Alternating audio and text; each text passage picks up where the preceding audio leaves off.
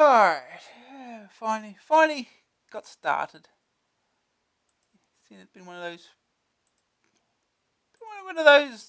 last few days, contending with whatever this last minute audio issue was.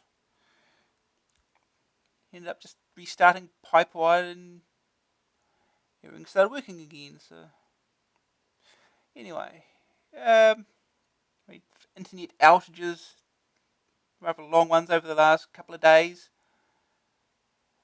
Except that doesn't happen either. So anyway, let's start with issue 32 of Amstrad Action. May 1988, £1.25. Britain's leading magazine for the Amstrad CPC 464, 664 and 6128. CPC is useful for all the family. Learn. Special survey of all the educational software available. All of it. The dad teaching the kid the stuff. Doesn't look interested really. And play. New games reviewed including Platoon, Cybernoid and Cybernoid 2. And the kid's not happy that his dad's playing Deflector. Plus, Sugar Scotch's rumours of CPC demise, Buyer's Guide to Peripherals, Star Colour Printer Review, and new Multiphase 2 tested. Cybernoid, Revenge of Doe.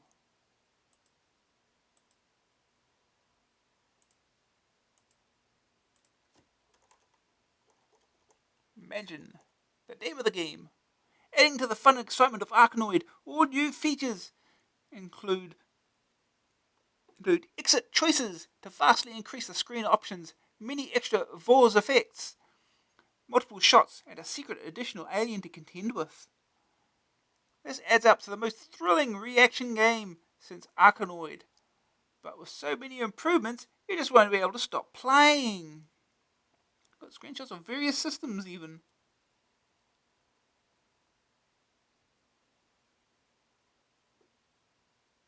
So I presume you got 2 Spectrum screenshots, I guess.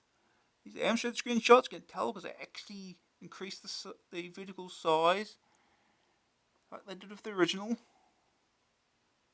I presume this is a C64. It's got at least a little bit more colour than the Spectrum. May the Force go with you. You'll need it. The reflexes and power of a mere mortal will not be enough if you accept the challenge of these 4 chart-topping arcade conversions together for the first time in one package.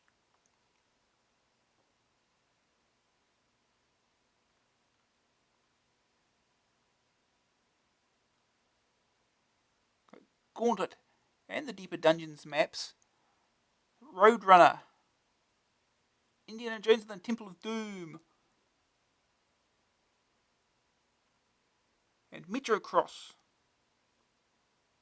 That looks like the arcade screenshot. Credit 2 in the corner even.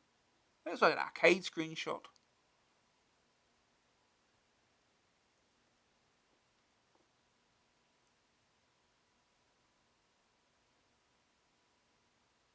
That could be an Amstrad screenshot of Gauntlet.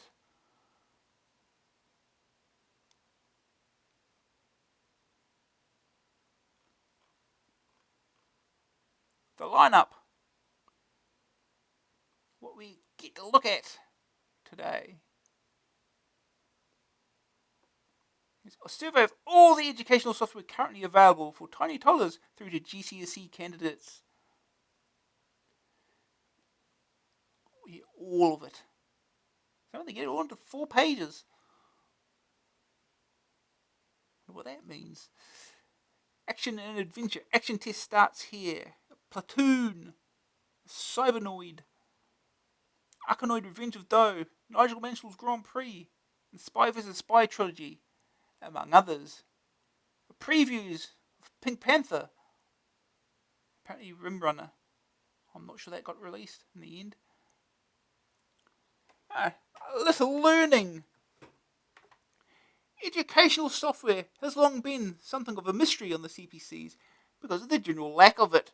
Another feature in this issue reveals that while there are good products to be found, you can hardly say the number of titles reflects the importance of the subject matter.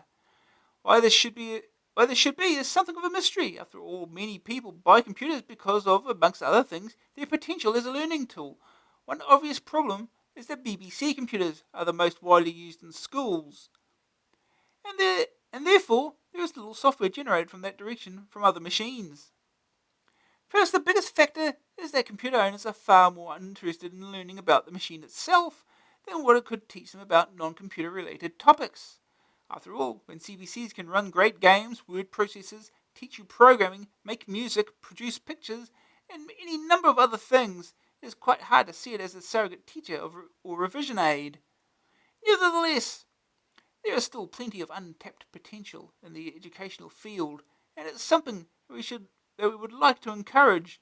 So if you've got educational type-ins you think other readers could use CPCs in the classrooms, or have any other ideas on the subject, let us know.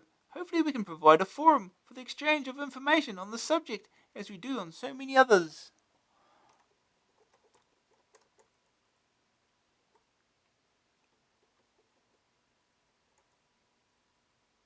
Future Publishing Limited, 987. This is May 988. I don't think they've updated that. Amstrad Computer Show. I first visited the fabulous Great Hall at Alexandra Palace. It was an outstanding success. So for our May show, there'll be more stands, more space, more savings. Ooh.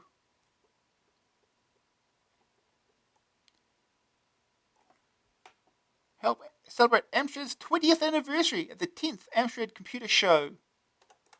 It's the 10th Amstrad Computer Show. They've only been making computers 4 years. How does that work?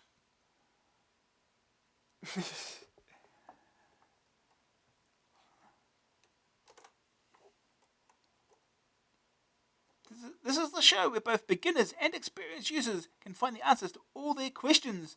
A computerized product locator will give visitors an instant guide to which stands have products they want to see. Expert Advice Centre will be staffed by some of Britain's top computer professionals, and demonstration ideas will enable you to see the very latest of software in action. Reaction. Here we go, letters page again. This section is where you get your say about AA. Libel suits, love letters, letter bombs, and all other reactions are dealt with by Bob Wade, so treat him gently. Wrong review. In the challenge of the GoBots review, issue 22, that's a while back, you had a picture of the packaging, and at the bottom of the box it said C64 128. Tragic. You didn't actually review a Commodore game, did you? I hope I'm wrong. James Bryan, Cuckfield. Rest assured, we only review Amstrad games. Nothing else influences our judgment. However, when we receive a pre-production version of the game without the finished packaging, we may use the artwork from one of the other versions if the Amstrad-specific artwork isn't ready. Where to stick a stick? I was shattered, at least my joystick was, not literally of course, as a conic Speed King, at the reply to Stephen Trimmer in Problematic issue 30 concerning potential damage to the sound chip from joysticks. My CPC 6128 is new with a green screen, and to make matters worse, I have bought a JY2 intending to use 2 joysticks. So where do I put my joystick now? Tom Lynch, London.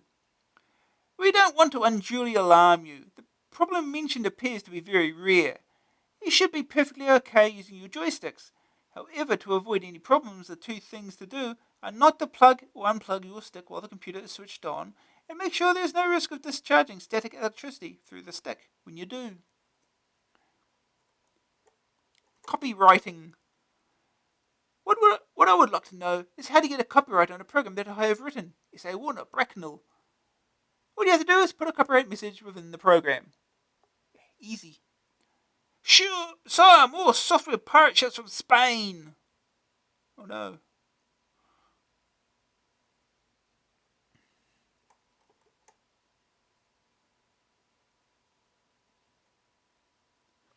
Spanish Main.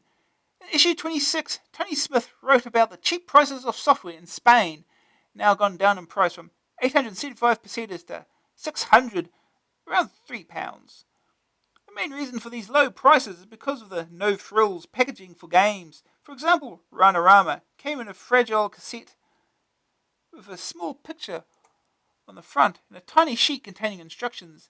There are, however, exceptions. But when a game does come with a double cassette box, e.g. Barbarian, then the prices rise to around 1,500 pesetas, about £7. However, in Spain there is a serious piracy problem, which is not helped by the fact that shops and markets openly sell pirated games, little more than a plain black cassette and photocopied cassette sleeve. Therefore, the shops have to compete with the pirate copies selling at around about 450 pesetas. The situation is worsened by the presence of magazines slightly geared towards piracy, offering services such as a hacking service within their pages. Ricardo Snares, Lummington.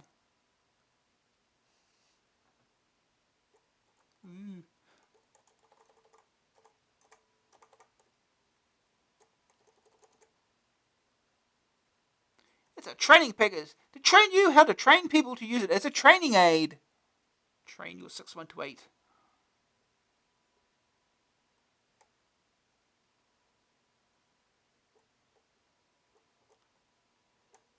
Well, the tape to disc transfer debate.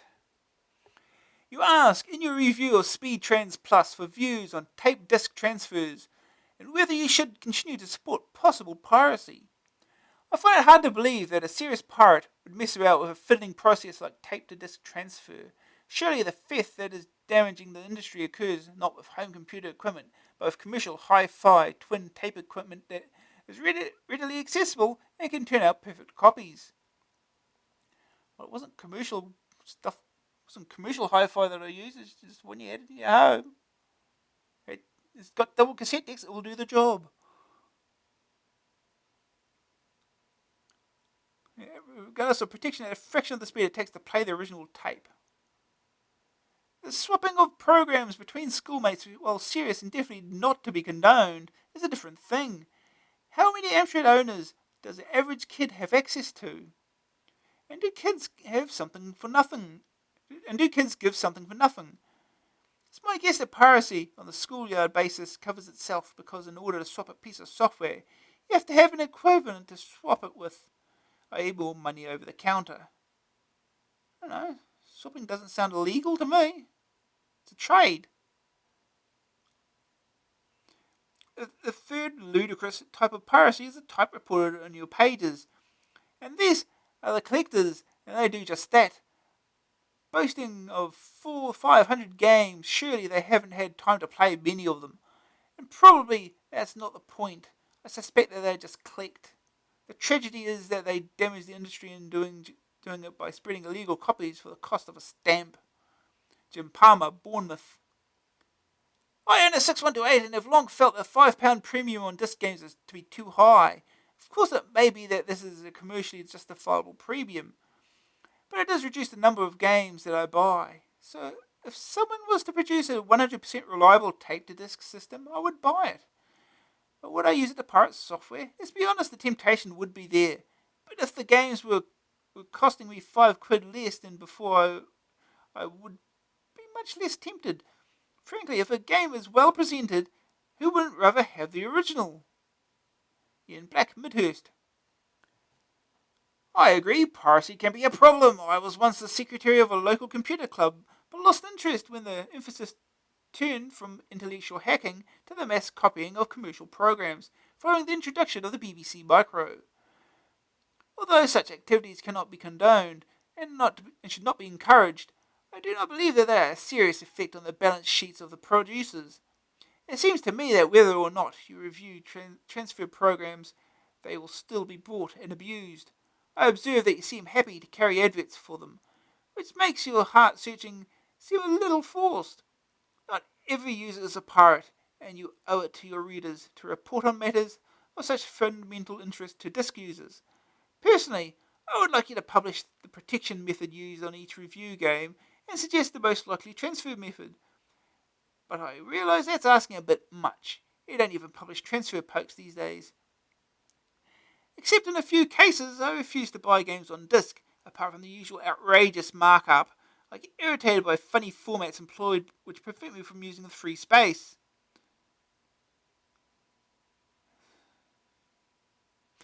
I have found few programs to be untransferable given enough black coffee, patience, and occasional in-circuit emulator. The DJL Speedlock was a considerable intellectual challenge, but it is now well understood by many people, and can be quickly picked without the aid of special software. Peter Hand, Southsea. Well, this is going on for a while. I feel compelled to write and air my views on software copying after all the rubbish you keep printing on the subject. I'm sick and fed up of reading letters by people who want to take the legitimate backup copies of programs or transfer their own programs to disk, but would not do the same with somebody else's program. While I understand that AA cannot be seen to condone piracy, your comments that when you reviewed Speedtrain Plus were pathetic. Software piracy is not killing the industry, just as home taping does not harm the record industry. People, especially children, only have a certain budget to spend on software, and that's all. Swapping and copying programs only enables a person to get more games for his money. It does not mean that they're going to spend less on software. Who's going to lend them games and if they don't buy their fair share? Introduction of a foolproof anti-copying device would not get people to spend more money on software. Top quality software would sell more copies, but mediocre software would not sell at all. I, like many other people, get more pleasure out of transferring games to disk than actually playing them, and I don't care whether it's my game or somebody else's. I have probably 200 games on disc or tape, but to value them at £2,000 as Edward Reed did in the March issue is stupid. They're not worth anything like that. If I lost half of them tomorrow, I would not be unduly bothered. What software houses forget is that it is only the attraction of lots of free software that entices many people to buy computers in the first place. Stamp out software copying and their markets will shrink rather than expand. Look how many games consoles have been sold compared with computers. Terry Ellis, Bristol. You invited comment on your policy of reviewing transfer routine utilities, so here goes. First, you have to decide what sort of readership you have. Are we potential crooks and pirates, or people interested in computers and computing? AA caters for two kinds of CPC, one with tape, the other with disk, and either can have both.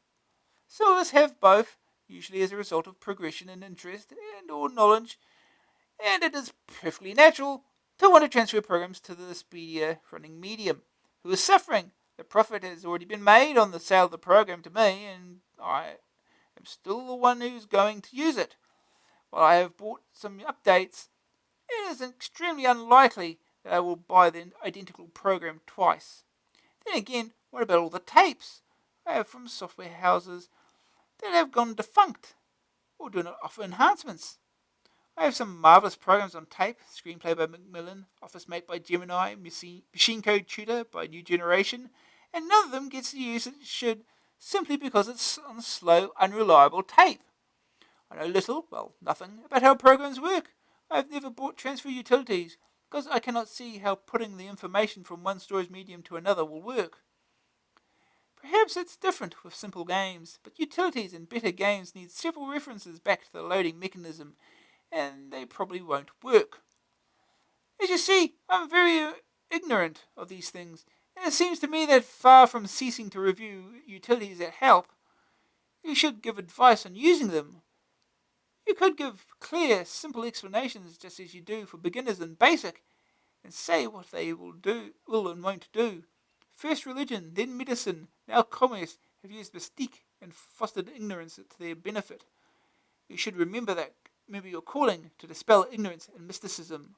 Peter Daniels, Worthing. Wonderful.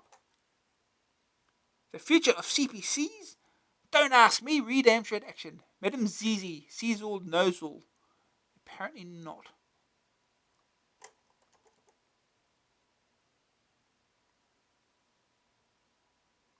Stick with CPC. It is in recent past issues of Amstrad Action. Reaction has raised many discussion topics, and many of them have been very interesting. I would now like to bring another topic related to one that has been going on for quite a time. It's about the 16-bit machines. By now I'm sure that you and everyone else is fed up with the hearing about the 16-bit machines, but I have to say I am very surprised at the way Amstrad owners have been going on. As we all know, the 16-bit computers are very good and have a lot of processing power. But with every computer there are two important things needed. Each is no good without the other: hardware and software. Obviously, hardware is useless without a program to manipulate it and use it to its full advantage. And likewise, you cannot have good software without the hardware in the first place. What the 16-bit computers are going through is a stage very similar to that of the CPC. The CPC started out with very little software, but excellent hardware, and as we have seen, it builds up to excellent choice of software in serious and entertainment categories. CPCs are altogether brilliant. Many computers are good in some categories and others in different categories. For example, the Spectrum is good on the entertainment side of computing, but as we know, that is not all there is. The BBC was good in its time on the serious side, but again, you need to be a good all-rounder. And as we also know, the CPC is just that. With many games on the market, although not as many as the Spectrum or Commodore, the quality is very good. I think more important than this is the serious side of computing, and the CPCs offer an excellent range in that category. The serious products on the market are programming languages: Pascal, BCPL, Logo, and C. There are many spreadsheets, databases, word processors, graphics programs, and many more. Personally, I would not think of trading in my Amstrad CPC 464 for another computer for a long time. So to all Amstrad owners, please don't give up hope on your CPCs. There's still a lot of life left in them, if you only give them the chance. And finally, to Amstrad Action, keep up the good work. If any magazine can keep the CPCs alive, you can. Stephen Parkinson, Stoke, Newington. Yep. Keep your lids on. I'm sorry, but I've had enough. CPC owners are just so paranoid. I have no doubts about the CPC's continuation and growth. I have a 6128 and I'm currently expanding the system because of this confidence. Don't laugh, but I had a TI 99 4A, and when it was about to go, there were very definite signs. Software houses stopped producing programs for the TI 99 4A, and magazines stopped printing listings. This, so far as I can see, has not even started with the CPCs. I know the rumour about the 16-bit machine is worrying a lot of people, but put yourself in Mr. Sugar's position. You have a very successful computer, CPC 464, and have just spent a whole lot of money on development of a new machine. This new machine has no software base and may not get any software base. Would you risk your company on the latest craze of 16-bit machines, or do you stick by a known success? I personally think that if Mr. Sugar were not intelligent enough to realise this, then he wouldn't have sold as many of those famous hi-fi lids of his. I rest my case. Peter Telford, Wigan.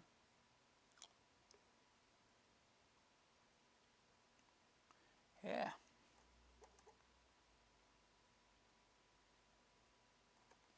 CPC 6512. Can the article that was in issue 30 about how to change a 464 into a 6128 be used to change a 6128 into an 8512? Thomas Richards, Norwich. Unfortunately, no. Besides, it sounds a little like trying to turn gold into lead. Oh no.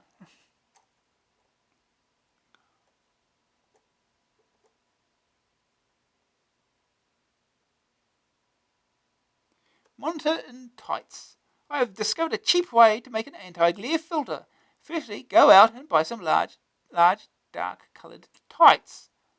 Then cut a square out of the leg large enough to fit the screen of the monitor. Stick it to the edges of the screen using double-sided ski tape. Crude but reasonably effective, as the fabric acts in the same way as the expensive mesh filters to cut out some of the glare. Robin Brown, Inverness. Here you go. That's how anti-glare filters are made. AA Censored. I've just received a back issue, AA25, and having read your Death Wish 3 review, I was moved to write to you. Your overall comment was 30%.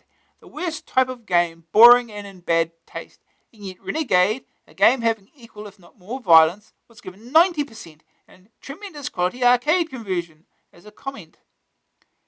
What I want to know is, how can you possibly justify giving two superbly programmed games of the same type completely different reviews?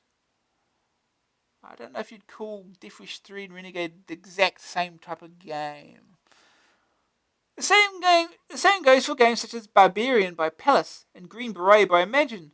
All are really well programmed and feature more violence than an episode of Miami Vice. Why did you give Death Wish 3 such a bad review? In my opinion, it is an excellently programmed game, which is just as good as Renegade and Barbarian. No. I happen to love violent computer games, and I hope the BBFC, British Board of Film Censors, doesn't decide to slap an 18 certificate on every game of this type. Stephen Trimmer, Broadsteers. We didn't like Death Wish 3 because of the gameplay, in our opinion, was boring. The gameplay in Renegade again, in our opinion, was good. The graphics are also better in Renegade. The issue of bad taste was very simple. In Renegade, you are fighting bad guys, and there is little blood, coloured blue, whereas in Death Wish, you can accidentally shoot police, old ladies, and other innocent bystanders while merely blowing people into piles of blood and bones using bazooka.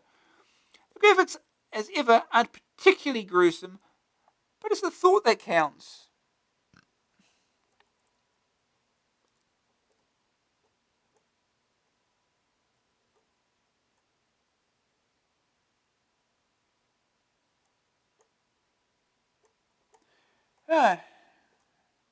Amscene, news. I'll use. Database for Brunword. Brunning software responsible for the Brunword word processor have announced InfoScript, a database that can be integrated into the 6.28 version of the word processor. The whole system is memory resident.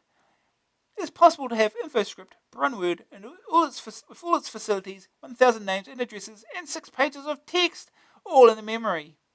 The word processor and database can be toggled between without the need for disk access.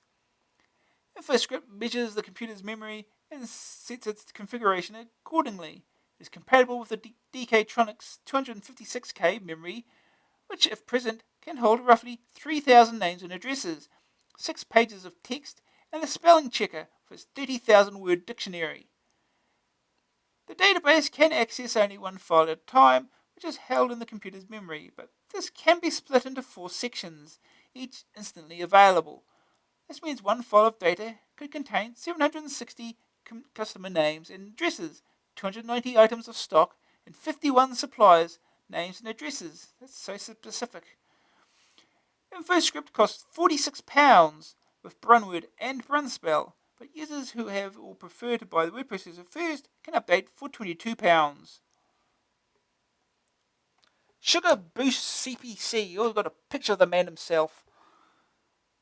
Here's a great quote from Alan Sugar, ferreted out by the worthy newshounds on our sister magazine, Ace. When asked whether rumours that production of CPCs in the Far East had stopped were accurate, he replied, "No, it is not true. We are making more than ever before. Confirmation, if any, was still needed that CPCs are still alive and kicking." Firebird Shuffle. Firebird have rationalised their games labels into 3 sections: Silverbird, Firebird, and Rainbird. Silverbird is to assert its separate identity as the budget range. Firebird and Rainbird will remain much as before, but are also undergoing a revamp of the presentation. Firebird has a new logo and inlay design, while Rainbird is to have an attractively chunky and compact box. Looks like the revamped labels will be hard to miss.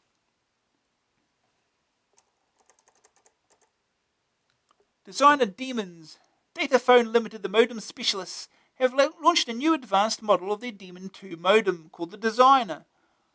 It has all the features of the Demon 2 with a few extras added. The Designer has an auto dial facility, whether from the keyboard or directory, and an auto answer for when it's left unattended. The new features are a cool progress monitor that allows you to hear what's happening on the line, and a telephone socket on the rear of the modem so that a telephone can be connected in parallel with it. It will cost just under £100. The Designer and Demon 2 are available from Dataphone Limited. No price rises for CPCs. Japanese-made dynamic RAM chips have recently been undergoing hefty price increases due to an international shortage of the silicon slivers. However, Amstrad say this will not affect current prices of the CPC computers. The reason for the chip price hike seems to stem from production cutbacks at the Japanese suppliers following US federal action. Yeah, blame America again. However, like other manufacturers, some of Amstrad's hardware has been upped in price. Their PCs in particular. The increases only affect the double floppy and hard disk machines. Approximately £50, excluding VAT, will be added to the machines in question. The raises are effective from April 1st. No joke. Silicon pull-out. Silicon Systems, who are known for their high-capacity disk drives, are pulling out of the CPC market. According to Managing Director Tim Kay, Silicon are moving into the 16-bit market. The PC, Atari and Amiga market are very strong. It is only logical that we should head in that direction. Apparently the withdrawal hasn't been prompted by the CPC market going badly, but because Silicon are just too busy with the expanding 16-bit market. Kay commented, any orders for CPC Mega drives we receive will be honoured. We shall still sell the odd CPC peripheral, but we won't be advertising the fact. Silicon have recently moved from their Manchester offices to a new site in Cheshire. Other branches are to open in Birmingham and abroad. Ooh. 48-pin printer. Or the recent Hanover Computer Fair in West Germany, Epson held the first public viewing of their 48-pin serial impact dot matrix printer. Although still in its infancy, no decision has been made by Epson as to whether the product will be made available in the UK. It is an exciting jump in printer technology, but the question is how long will it be until dot matrix printheads manage to force their way through stationery? Half-Life. Maxam 1.5, Anna's follow-up to the successful Maxam assembler, is now ready. Available on ROM only it costs £29.95. Maxam 1.5 has been designed to work with Protex. It is a simple replacement for the earlier Maxam, £10 to upgrade. The original Maxam text editor has been removed to make room for the extra features on the ROM. Protex text editor is used to create and store assembler source code. The new options fall into three categories: debugging facilities, external commands, and assembler directives. The debugging facilities include improved diagnostic information at breakpoints, the ability to use Protex, and external commands while at a breakpoint. And individual registers can be modified. The glaring omission is the facility to single-step through code. ANA may include this option in future versions, if they feel users require it. Extra commands include bar_mem to alter high-mem, bar_load to load a file anywhere in memory, bar_asm to assemble a file, bar_diff to disassemble code to a file, and bar_j to jump to a routine.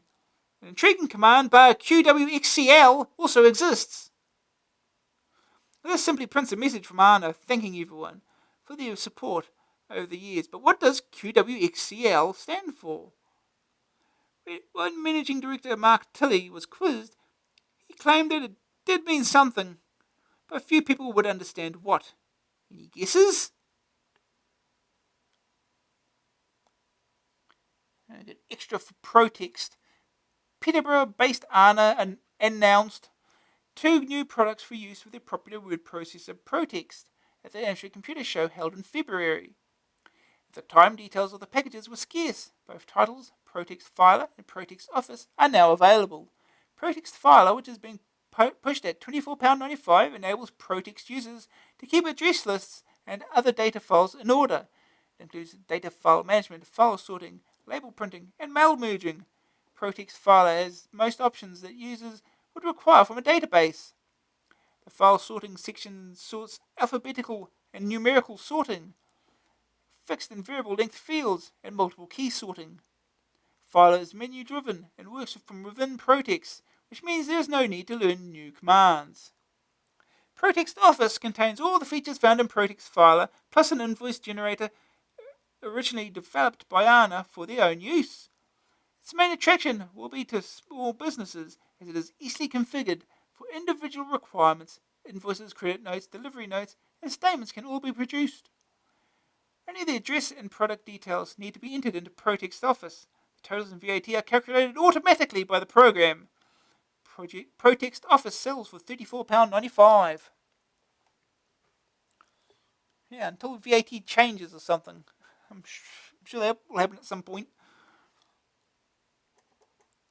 New releases, budget snippets.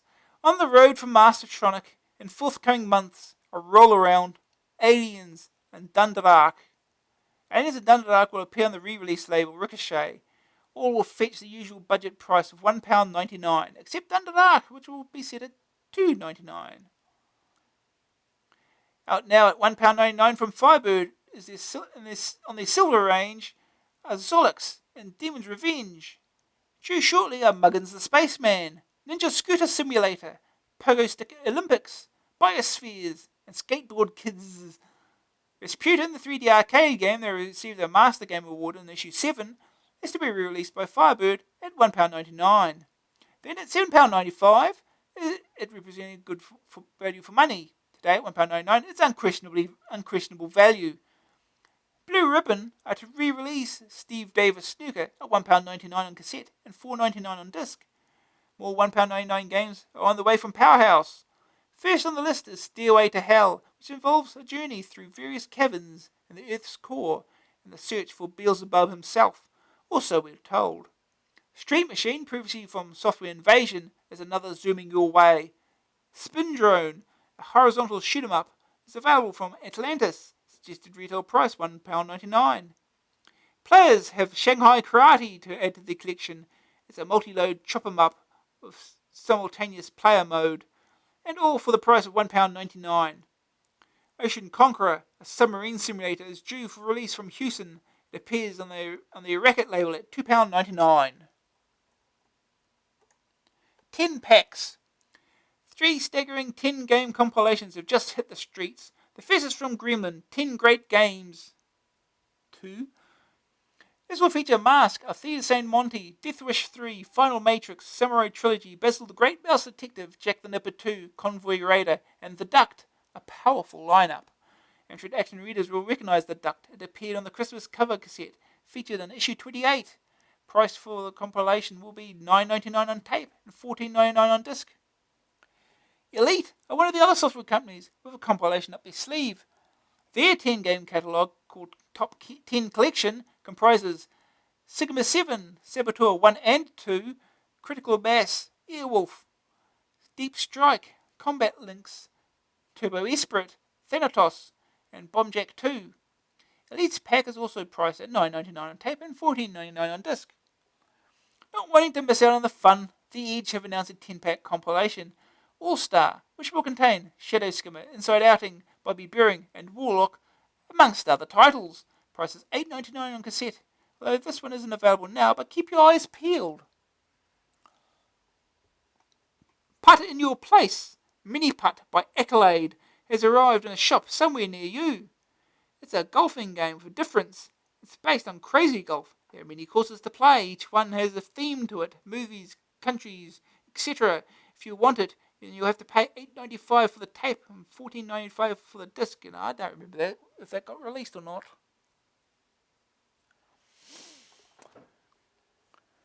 So I was looking up Accolade games, and I don't remember seeing it. Looking up Accolade games earlier. Oh, anyway, Armless and Legless. Just out on the streets from Firebird is Gothic, a game of wizardry reconstruction. You play either Olaf or Olga the Viking in an attempt to recover the 7 parts of the Grand Wizard and put them back together again. There are loads of spells and potions that can be collected to aid you in your quest. It's priced at $8.95 on tape and $14.95 on disc. Frozen Tanks. Electronic Arts have just released Arctic Fox on the CPC. It's a 3D combat game in a similar style to the old Battlezone game. A race of aliens have landed in the Arctic and are in the process of changing the atmosphere to a form that is breathable by them. Unfortunately, the change will be fatal to the human race. It will cost you $8.95 on tape and $14.95 on disc. Hungry Rings. Cascade are unleashing ring wars on the unsuspecting public. The ring worlds are computer-controlled devices that have a bug in their programming. They are supposed to seek out uninhabited worlds and drain them of useful materials. Unfortunately, The bug means that they're draining every planet they come across, including the inhabited one that you live on. Ring Wars is a 3D vector graphics shoot 'em up. They'll cost you $9.95 on tape and $14.95 on disc. Yeah, I remember Cascade. The cassette 50. Yeah. Coin-op conversions. Activision have acquired the licenses to 4 recent arcade hits: Afterburner, R-Type, SDI, and Time Scanner. Afterburner is a 3D shoot 'em up with you at the controls of a sophisticated warplane. It's due for Christmas release. R-Type is another shoot 'em up with you at the controls of the powerful R9 interstellar spacecraft. SDI is another shoot 'em up where you control a satellite and part of Star Wars Defense Network. Autumn should see both in the shops. Time Scanner is a pinball simulation with realistic ball movement and handling of the flippers. Something to get your teeth into. 3 new games from Gremlin will be out on the streets by the time you read this. The first is Vampire's Empire, in which you are Dr. Van Helsing, famed vampire hunter, in your quest to rid the world of Dracula and his cronies. Second is Alternative World Games, which features some of the more unusual sporting events like pillow fighting, sack racing, and boot throwing. Finally, there's a third game in the series based on the Mask cartoon series, Venom Strikes Back. Venom have kidnapped Matt Tracker's son and are holding him to ransom. Will Matt be able to rescue his son, or is he doomed to die trying? All 3 games will cost $9.99 on cassette and $14.99 on disc. Kings of the Game Pack. Game Set and Match. Magnificent 7. This has 8 games on it, but the 8th game is free. Live Ammo.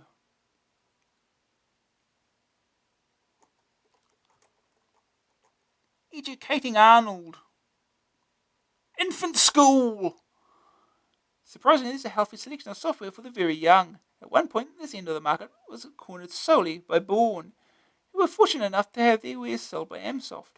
Since then, other companies have done their bit. Got happy letters, happy numbers, and happy writing. Oh look, Caesar's Travels! Caesar!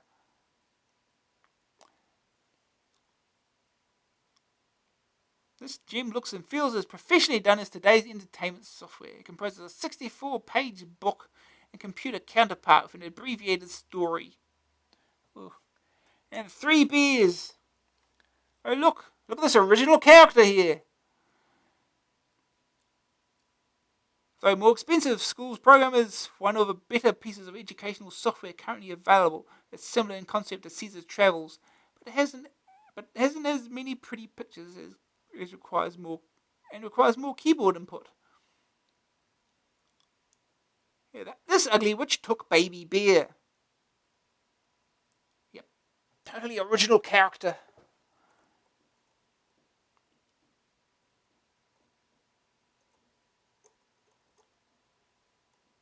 Well, language applications.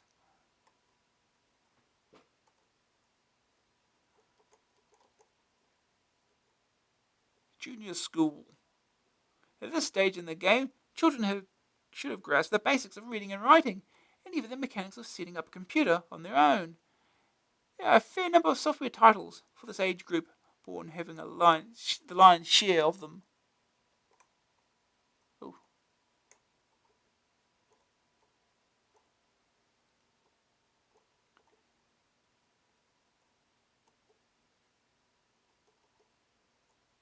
Time Man 1 and 2, Animal Vegetable Mineral. Yeah, that's all really all sold, published by Amsoft. Senior School, Biology, Chemistry, Physics even. Oh.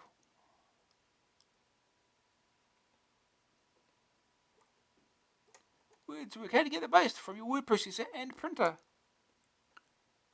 Dear Mr. Stein, as a frequent organizer of conferences and meetings, you'll be interested to hear about the Hades Hotel? Oh, Mr. Frankenstein. Oh, okay. Yeah.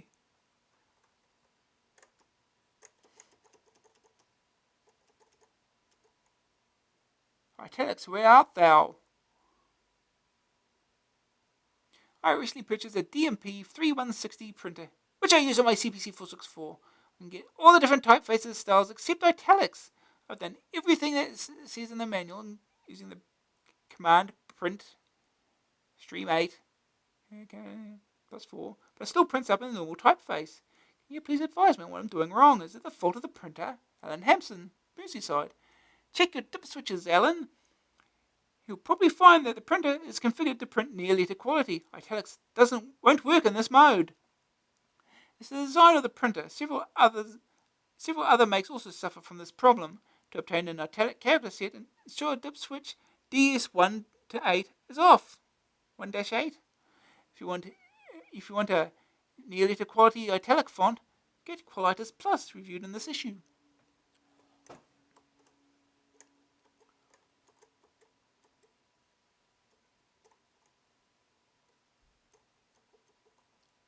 Absolute Beginners, the fifth in a series of articles taking you from complete ignorance to complete mastery of BASIC.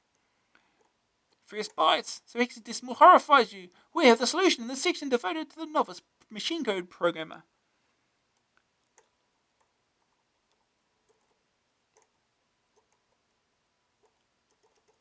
Looking at the registers.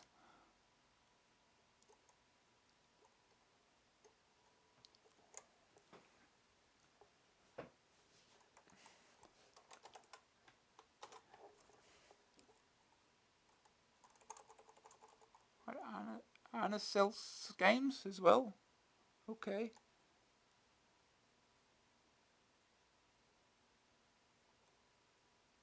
Nemesis.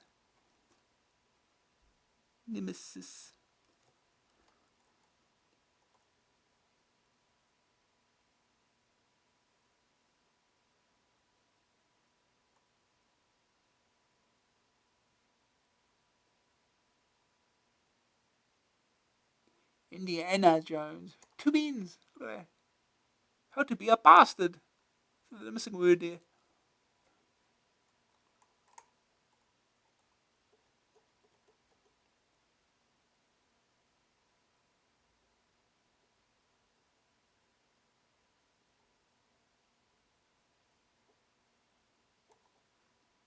Box Clever.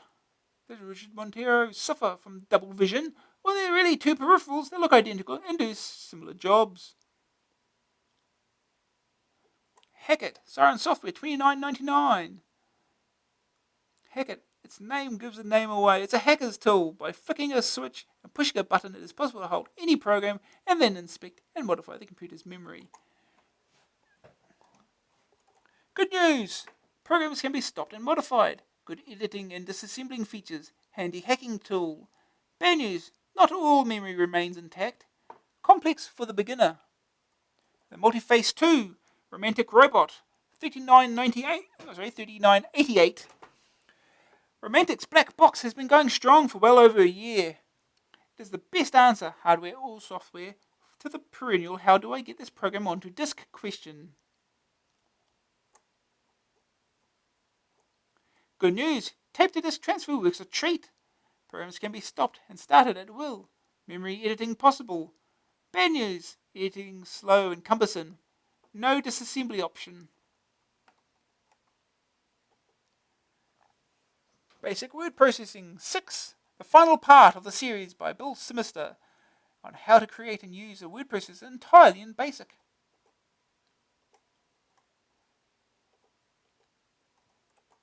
Hard copy helpers, Star LC10, Star Micronics, £263, £298 with colour option.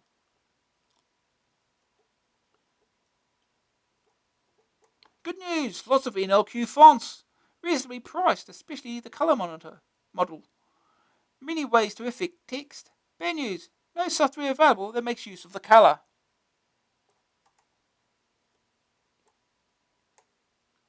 Qualitas Plus, 7 stars publishing, $12.95, tape, $14.95 disc. Good news, print quality produced is exceptional, works for a wide range of printers, comes with several elegant typefaces.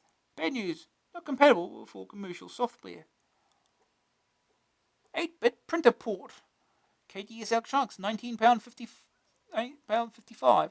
Your CPC computer has a 7-bit Centronics printer port rather than their more usual 8-bit port. Why Amstrad decided on this is anyone's guess. The missing bit isn't a terrible omission, but it means you can't make full use of your printer.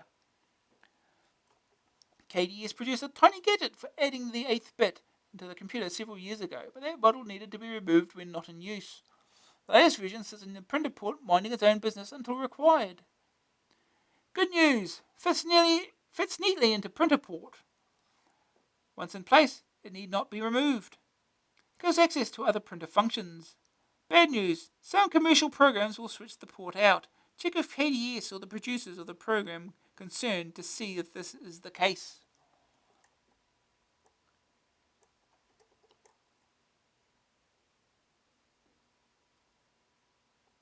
For games.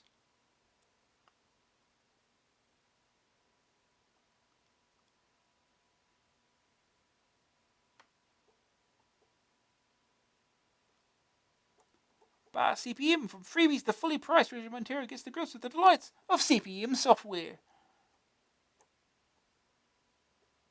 CPM on ROM. Richard Montero discovers that you can get CPM on ROM instead of disk with extras too.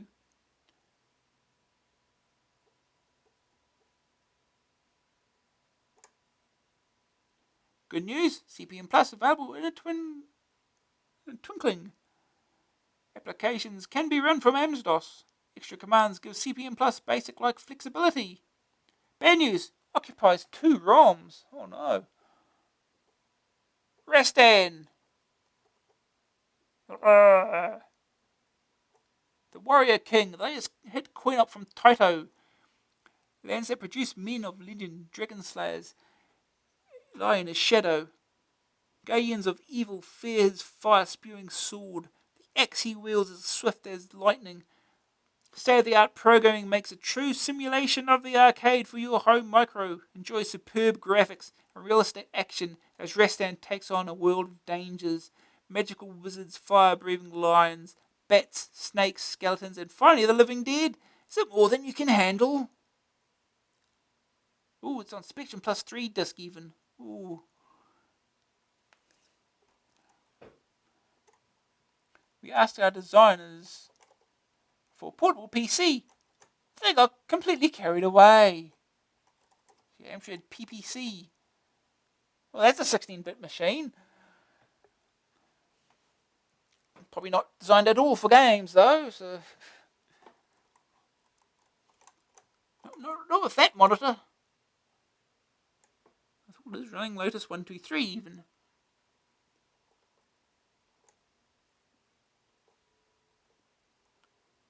Text relief.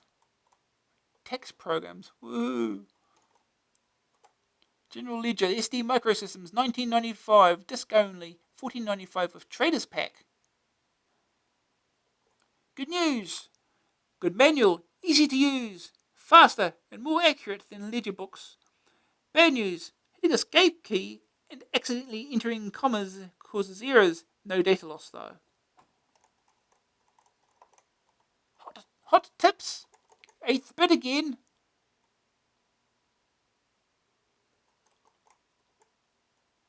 Type in additions. Problematic. Diskette 3 is explained.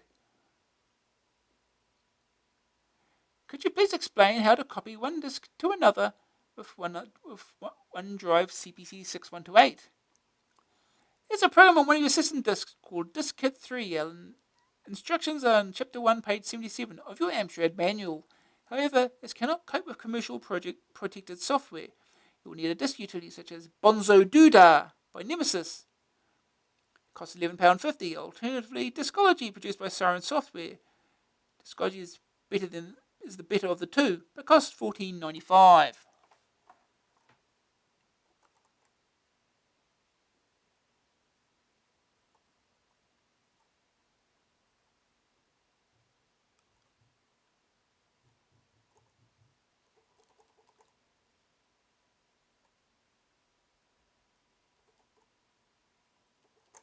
Obvious, really. I'd just like to point out to J. Naruzla and AA31's problematic, the routine to print down the page instead of across is included in the DMP 2000 manual. P. Stockdale, South Humberside.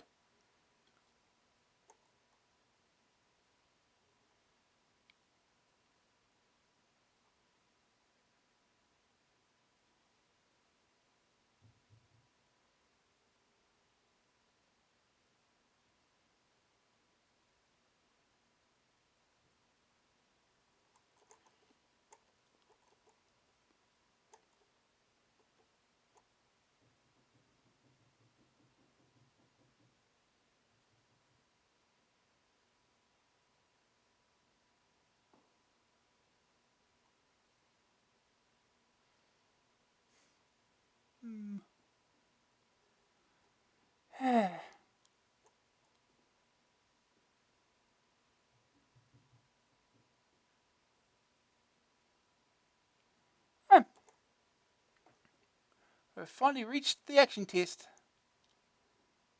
Took long enough. There's real mixture of delights on offer this month.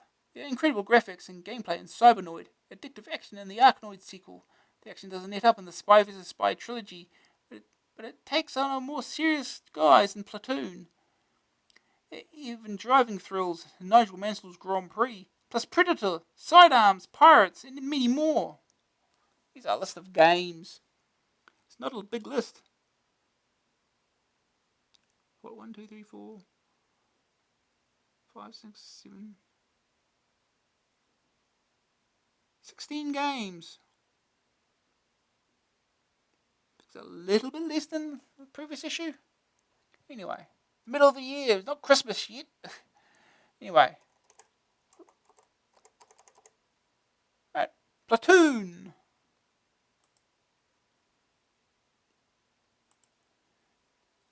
Platoon, Ocean, $9.95 cassette, $14.95 disc. Joystick or keys. The average age of a combat soldier in Vietnam was 19. You control 5 such young men, members of a platoon deep in the heart of enemy territory. A grueling ordeal lies before you as you try to fight through 6 sections of the game. In the first stage of the game, the jungle, you have a side-on view of the currently selected soldier and his surroundings. You must travel a labyrinth-like paths of the jungle looking for some TNT left by a previous patrol. This is needed to blow a bridge at the end of the stage. Once you have got the explosives, then you have to find the bridge, cross it, and plant the TNT. Of course, the jungle is not deserted. There are many Viet Cong troops out there just waiting to kill you. They run along the jungle paths, drop from the trees, and snipers hide in pits out of sight. There are also tripwires across the path, which set off grenades when you or the enemy hit them. Every time one of your platoon is hit, a menu appears that lets you choose which man you want to control next. You can also call up the menu at any time if you want to change men. A hit loses you some morale, and running out of morale loses you the game. After the bridge comes the Vietnamese village, where you have to find a map, torch, and trapdoor to take you to the third part of the game. All 3 are inside huts in the village. Not all of the huts are empty, and some of the objects are booby-trapped to catch an unwary soldier off guard. Enemy troops still wander around, only this time there are villagers too. Don't shoot the villagers because you'll lose morale. This is only a short stage, but because there are only 6 huts to investigate, and then it's on to the tunnel. One by one, the members of the platoon go down the tunnel and attempt to find 2 boxes of flares and a compass. The tunnels are full of hostile troops. They appear either in the distance and walk towards you, or they leap up from under the water in front of you. The ones that do appear from under the water are difficult to kill because you have so little time to react. There are rooms to be searched that will usually have something of use in them. There are 2 types of room, those with desks and those with crates. Desks are where you're likely to find the compass hidden in one of the drawers. Crates contain ammunition, flares, medical kits, Viet Cong weapons, or nothing. The medical kits help to restore the health of your soldier, and ammunition is always needed. Some of the rooms with crates have ladders in them, but only one takes you out of the tunnels. Night has fallen in the fourth stage of the game, and you're resting in a foxhole. A group a group of Viet Cong troops suspect your position and start to stalk towards you. There are only shadows in the moonlight until you shoot up a flare, and then they come into clear view. Shoot them all, or they'll spot your muzzle flash and hit you. Eventually dawn breaks, and you set off in search of Sergeant Elias, your platoon leader. Instead, you meet Sergeant Barnes, who tells you that Elias is dead. Later, you see Elias being chased and shot by the Viet Cong. You realize Elias's death is indirectly the fault of Barnes because he didn't aid Elias. A garbled message comes in over the radio. The area that you're in is about to be napalmed because of the high concentration of Viet Cong. You have 2 minutes to get out to a safe area. The compass will guide you there. Enemy soldiers fill the surrounding jungle, and there are many paths that you can take. Not all of them will get you to the safe area in time. The foxhole lies before you in the final stage, and Sergeant Barnes is in it. Barnes has decided that you know too much and opens fire. The airstrike is imminent, so you have no choice but to blow Barnes out of the foxhole with a few well-placed grenades. Throughout the game, a tune plays, and it's one of the best pieces of music I've heard from the CPC for a long time. Sound effects are just machine gun fire. Graphics are disappointing and lack detail. If you haven't got a 120K machine, then the game's a multi-loader. Otherwise, it's all loaded into memory at once. The first section is a bit tedious, and you'll play a lot of games before you make it across the bridge. The major problem is that you get hit too easily, and morale soon plummeting. The difficulty is set just a little too high, and medical kits are really needed before you get it to the tunnel section where they first appear. It doesn't matter though, because once you've got through the first section, you'll find that the game has a lot going for it. First day target score. Complete stage 1 of the game. Green screen view. The tripwires are even more difficult to spot in green than in colour, but the rest of the game is clear enough. The verdict. Graphics 56%. Not much detail in the graphics. Slow and jerky scrolling in the jungle. Sonic 78%. Marvellous continuous tune. Simple spot effects. Grab factor 78%. I'll get to the village in one piece even if it kills me.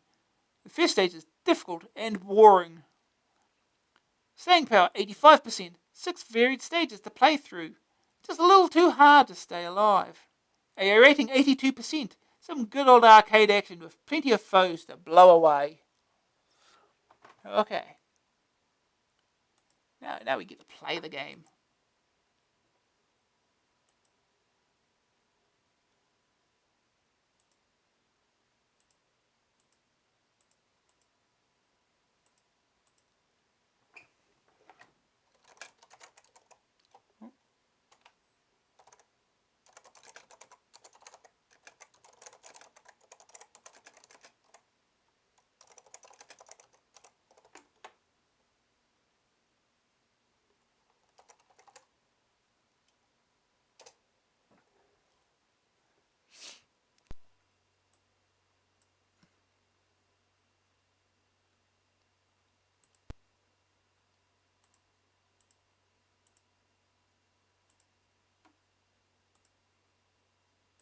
Okay.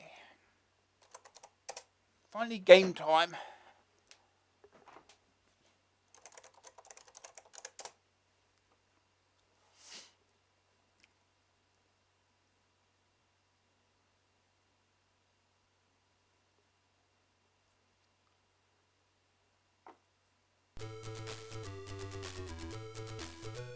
Crackthrow.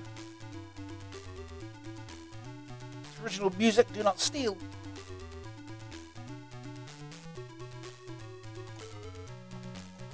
F1. Not 1, F1. Platoon. See the award-winning film available. Okay.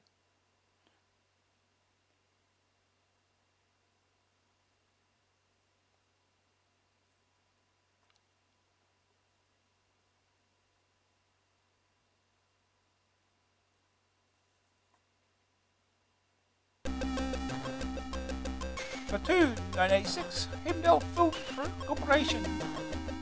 First casualty of war is innocence. Invasion by choice, coded by SPS, D. Little, and G. Riverup, music and effects by David Whittaker.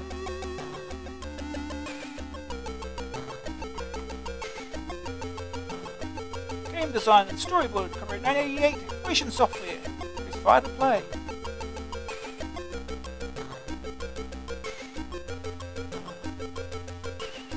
Hard to redefine keys, see the stick control. Joystick. High score 68,000.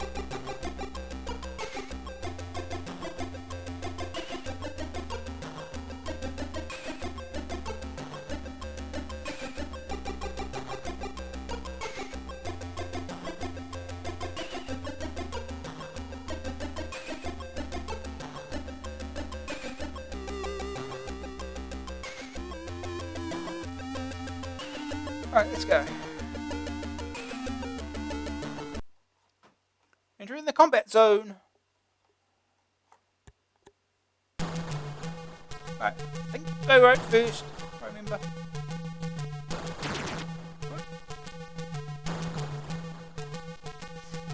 Easy to get lost. Oh! Good start.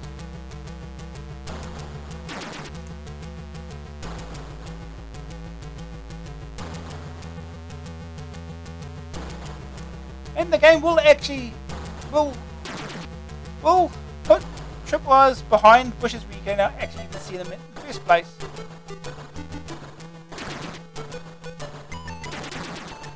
Jumping seems to be better for dodging bullets as well than ducking.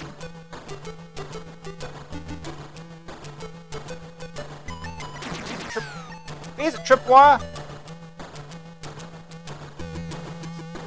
It exploded. Guy ran onto it, huh? Oh no!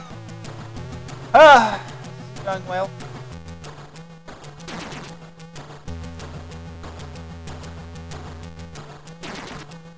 You can at least find the TNT. Oh.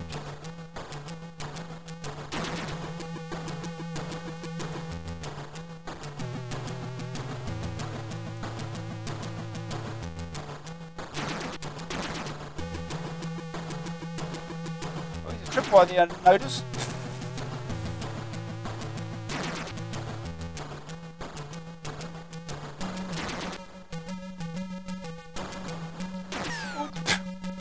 That guy just popped up.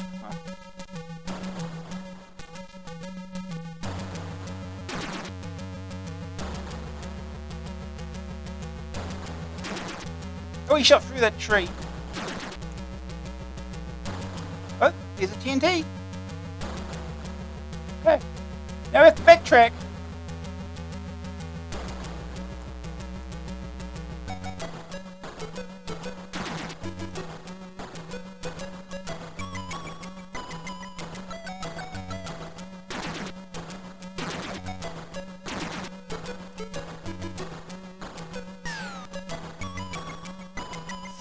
Go ahead. Goes well.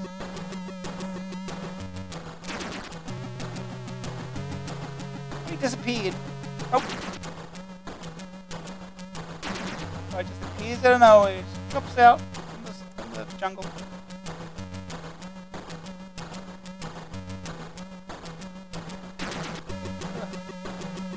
Oh.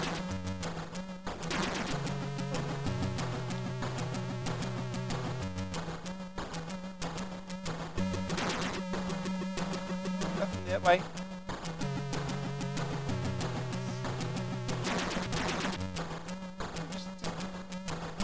Oh. No, just be careful. Just don't.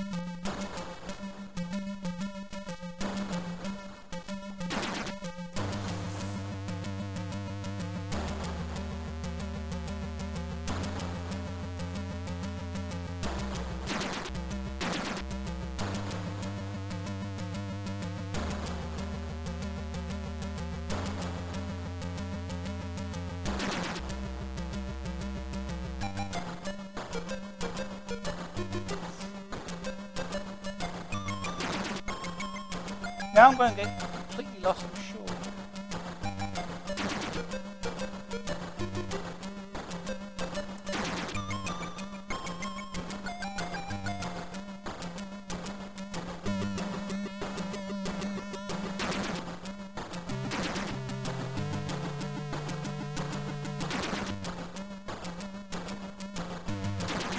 and it was whiskers.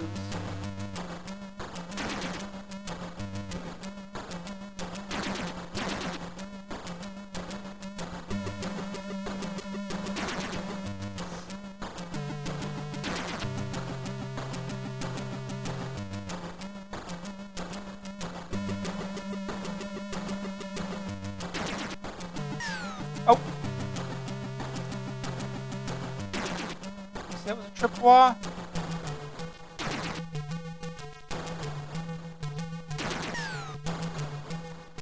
Good.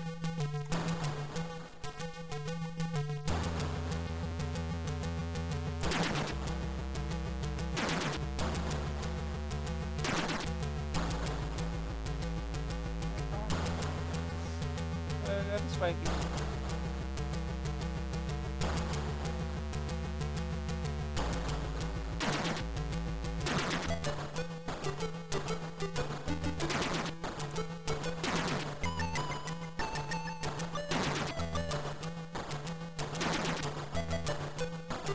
Oh yeah, that just goes around and it's just a little...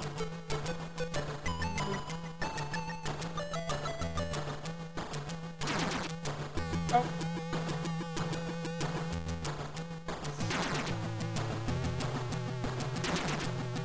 Tripwire.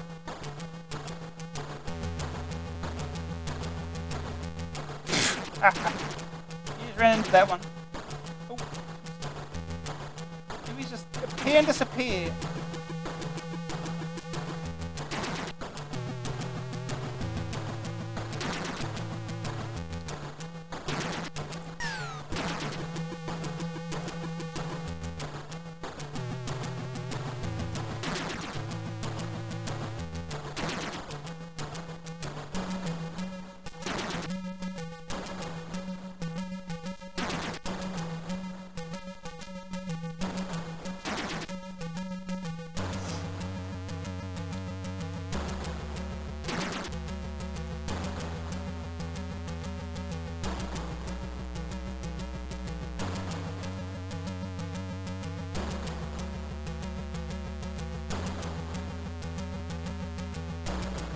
Lighter.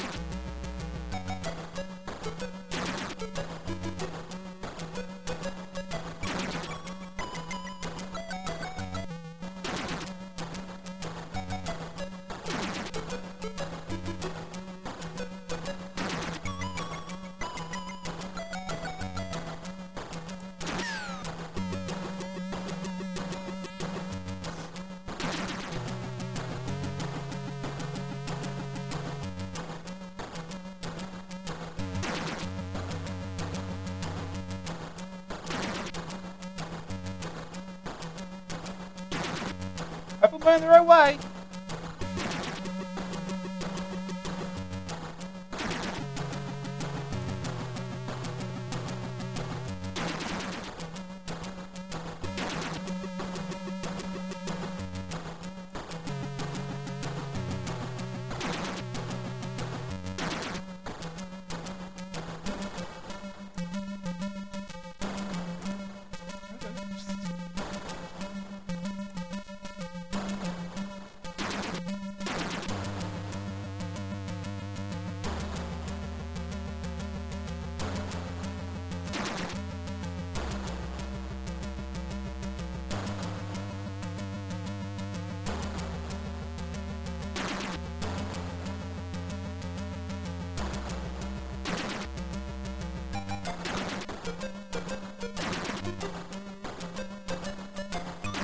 Go!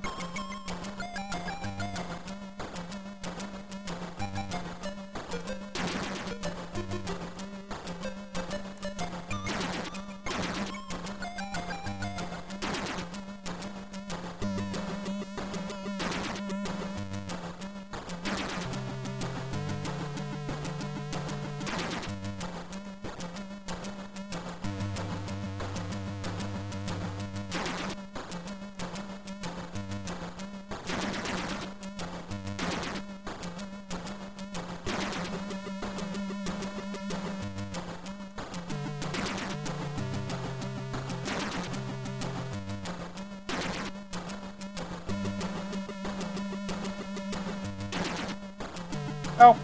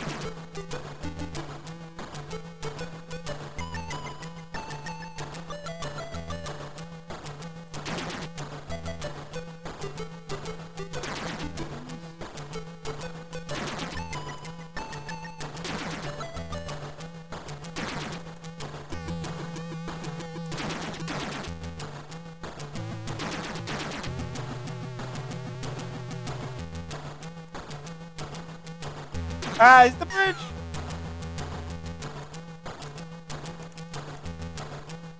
Grab the bridge. Set the TNT on the bridge! Done. No, run. Can't jump. Oh, thanks. Yeah.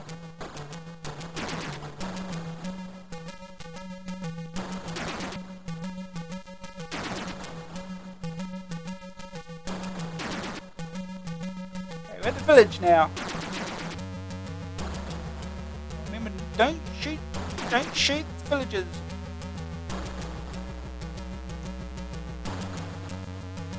Sure, that sack's probably booby trap.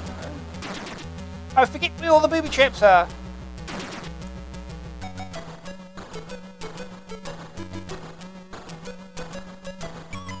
You hit.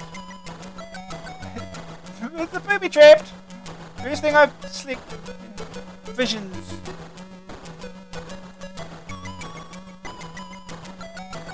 I'll check the first one. Oh no, there's a villager. It's a game over. Morale's gone. I got most of the first stage and looks like the game crashed. Well, not going through that again, but yeah, you got the most of the first stage. Oh no, there we go.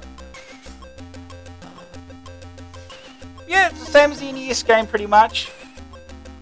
It's largely based on this.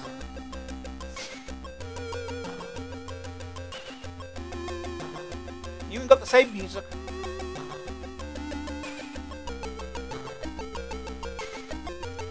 Alright, we'll move on.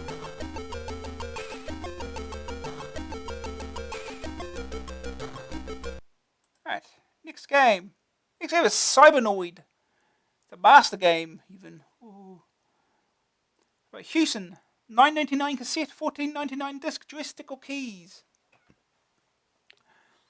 Raphael Kiko, I don't know. Past credits include outstanding games like Ixalan and Equinox. His latest graphical extravaganza is in a similar vein, with tricky puzzles to solve and difficult situations to get out of. A gold ball that makes destruction easier. A horde of space pirates have stolen large quantities of cargo, and you've been assigned to retrieve it. You control a spacecraft that's armed with a single forward-firing laser and a load of bombs. Across the top of the screen is a panel that informs you of how many lives you have, how much cargo you've collected, number of bombs, and time remaining. I realise there's more than just the weapon, right? More than bombs. The rest of the screen shows a side-on view of the playing area. It's a flick screen game with 60 different screens. On each screen there are various enemies that are definitely out to get you. The aliens come in several forms: pirate ships, large wasps' nests, laser guns, missiles, pairs of aliens that bounce up and down, and caterpillars. The pirate ships fly around randomly and are armed with laser weapons. If you destroy them, they drop whatever they had on their hold, which could be cargo or weaponry.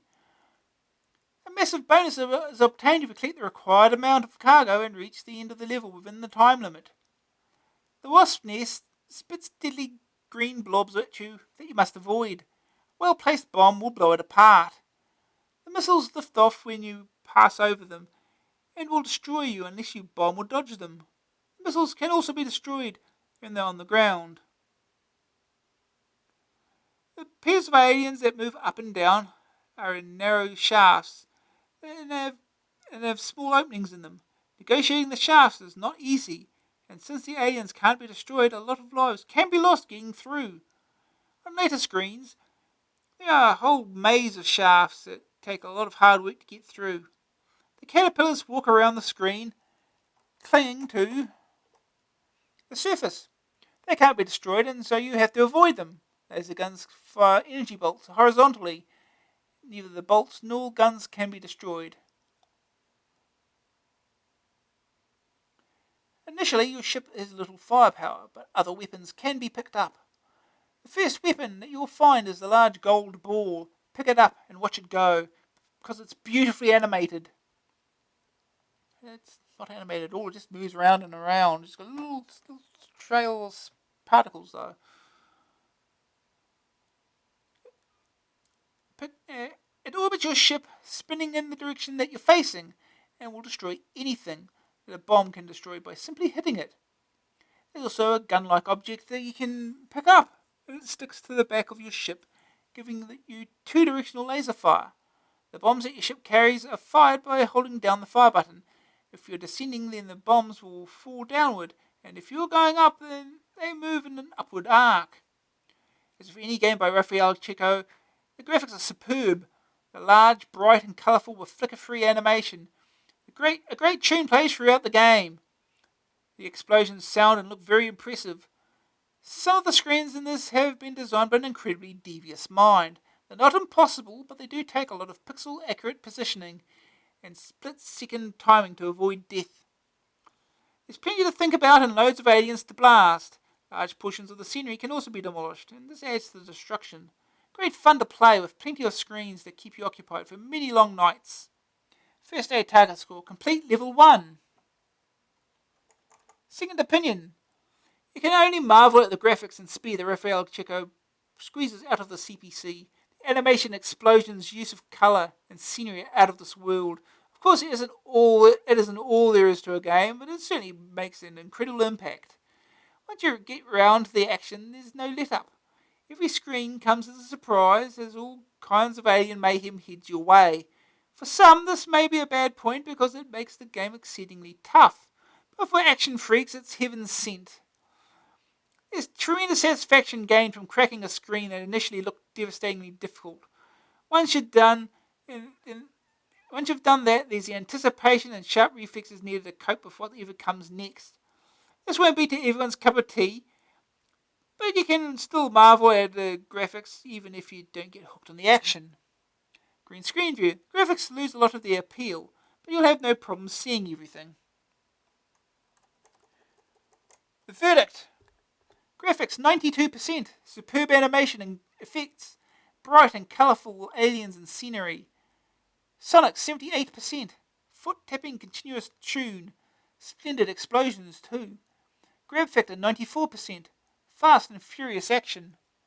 At first it may seem too difficult to cope with. Staying power 86%, 60 screens to explore. Blasting and thinking are both needed to get far. AA rating 91%, plenty of action to keep you going for many long nights.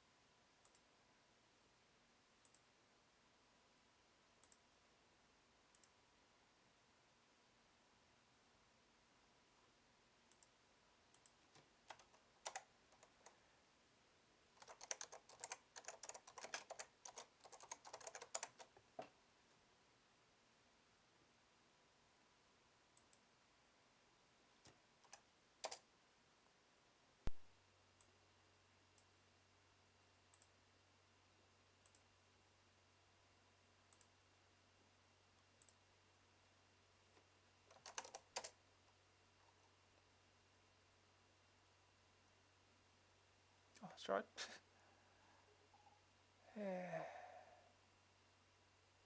Please. It's the thing when I got this game originally, I had it on disc. It says on the disc label, run disc, is to run it. But now you got to bar CPM it. It does not tell you that though. It's very confusing.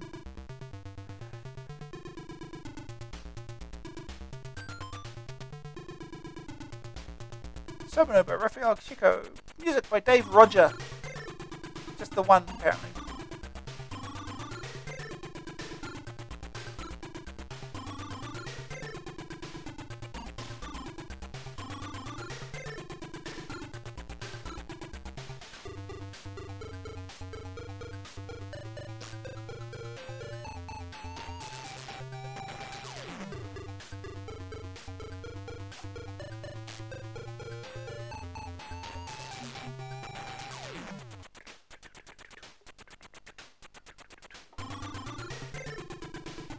Ah, let's start here.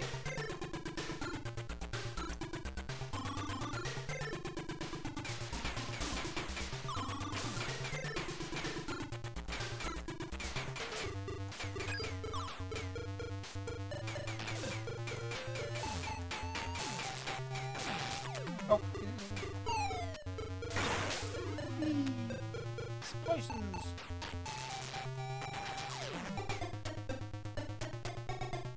This thing shoots absolutely randomly. Yeah.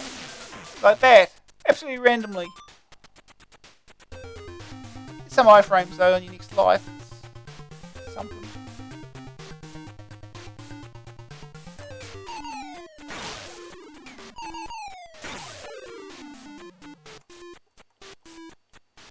There's a lady and between these two.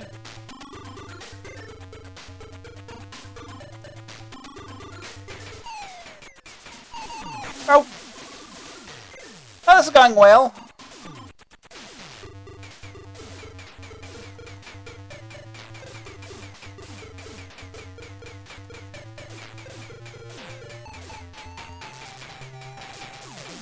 We have more than just the bombs. The bouncers. Here we go.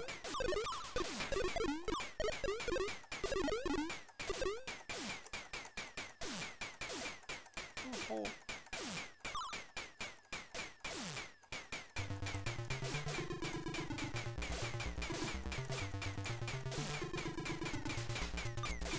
remember, you have to get 1,500 cargo, I think, to get a bonus.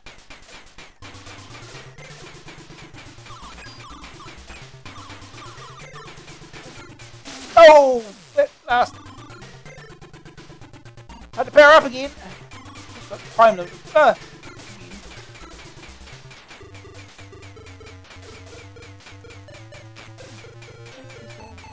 Rear shot.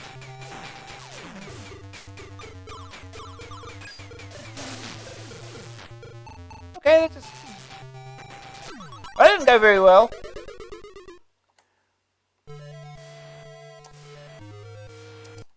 Try again.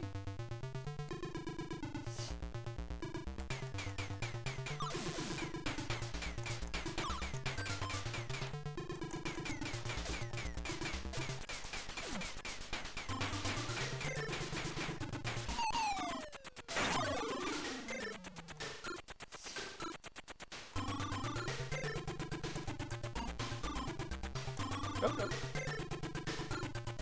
Go.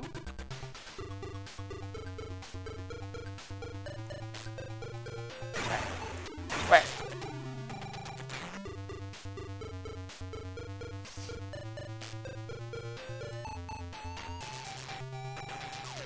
Okay.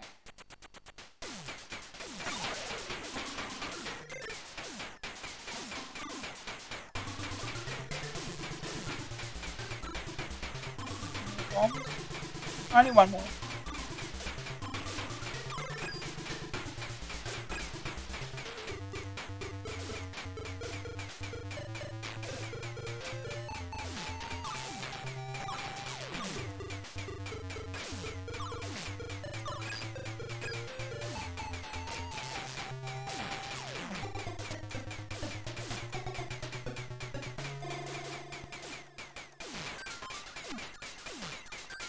More cargo, come on. Keep your life.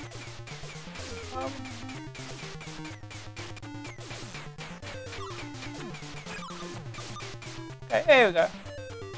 How do I get through this nonsense now? Whew. Yes, pixel perfect.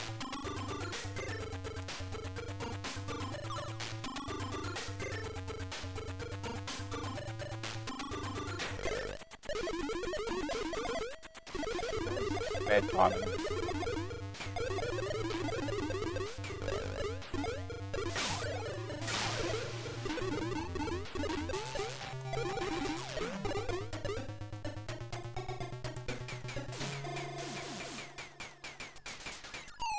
Seeker. Ow.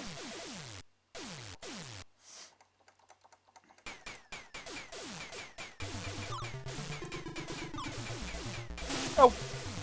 This is going to be difficult. This is...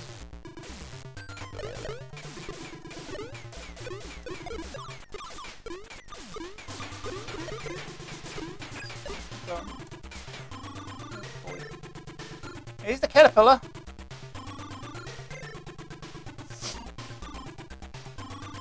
Wait for it.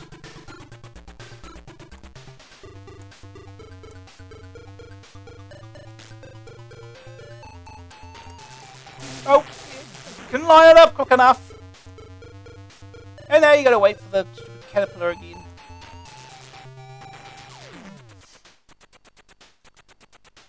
And they give you, this game gives you a time limit.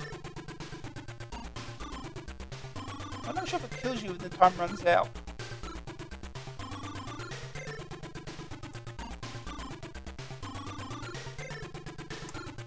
Okay. Okay.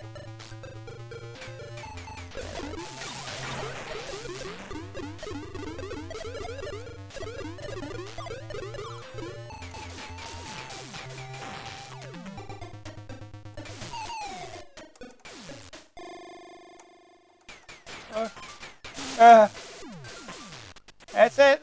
It's all the lives gone.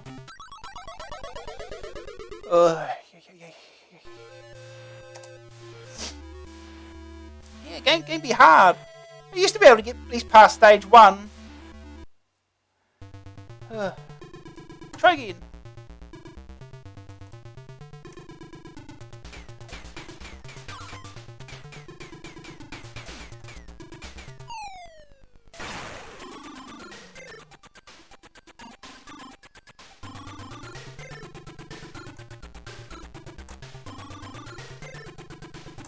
Oh.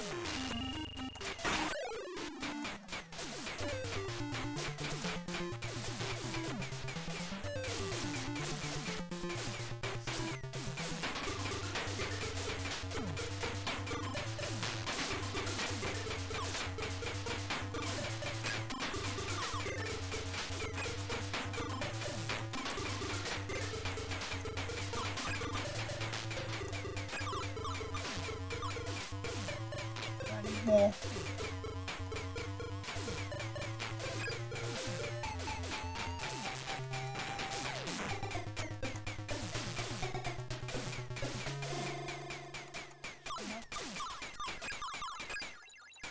Yeah. Okay, now to get through this nonsense again.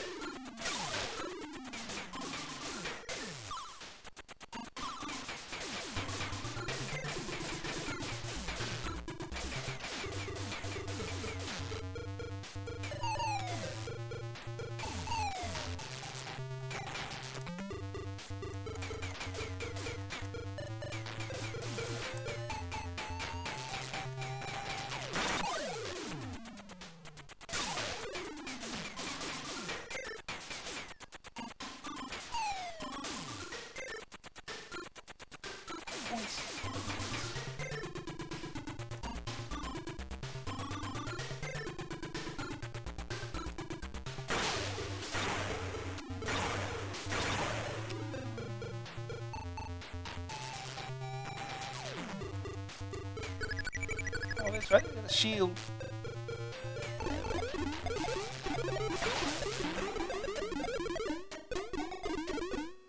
Alright, first stage complete.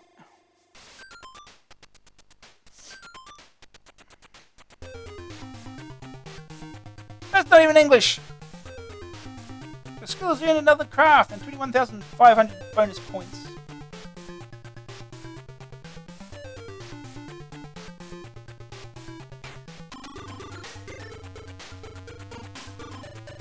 Don't even get the weapon back.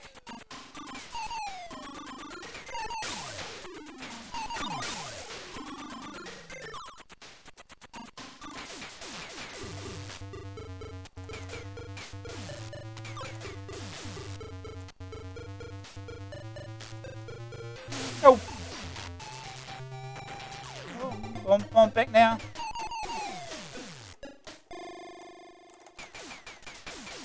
Oh!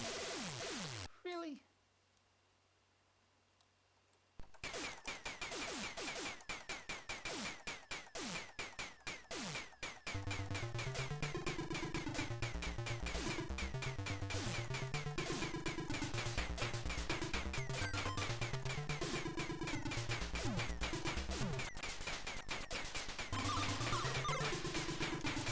Oh!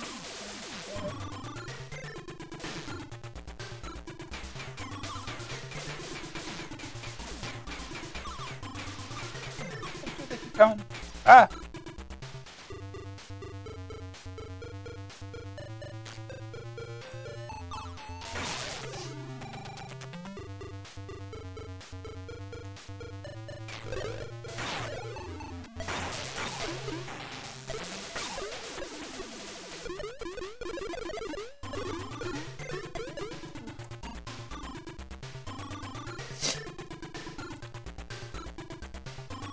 Oh boy. Oh, too late. Too late. Oh boy, last. Oh no, I've got another life after this. No! No, that's it.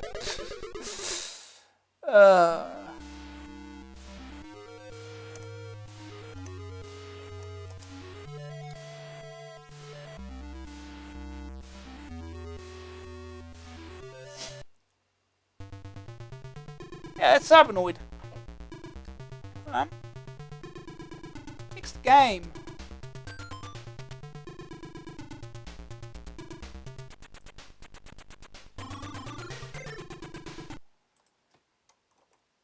Romantic Robot present the Year of the Robot, 1988.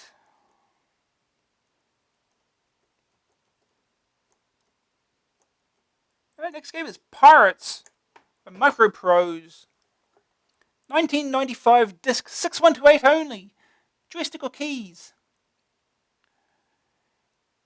This is one of those rare games that will only run on a 6128. It won't run on a 464 or 664 with or without RAM pack. Both sides of the disc are used to play the game. Supplied with the disc is a long and detailed instruction manual and a map of the Caribbean. There's a lot of information in the manual, but there's also a quick start section to get you in the swing of things. The map is essential if you're to travel the seas and plunder successfully. Oh yay, I need the manual. There are 3 options presented to you as soon as play begins. Start a new career, continue a game, or command a famous expedition.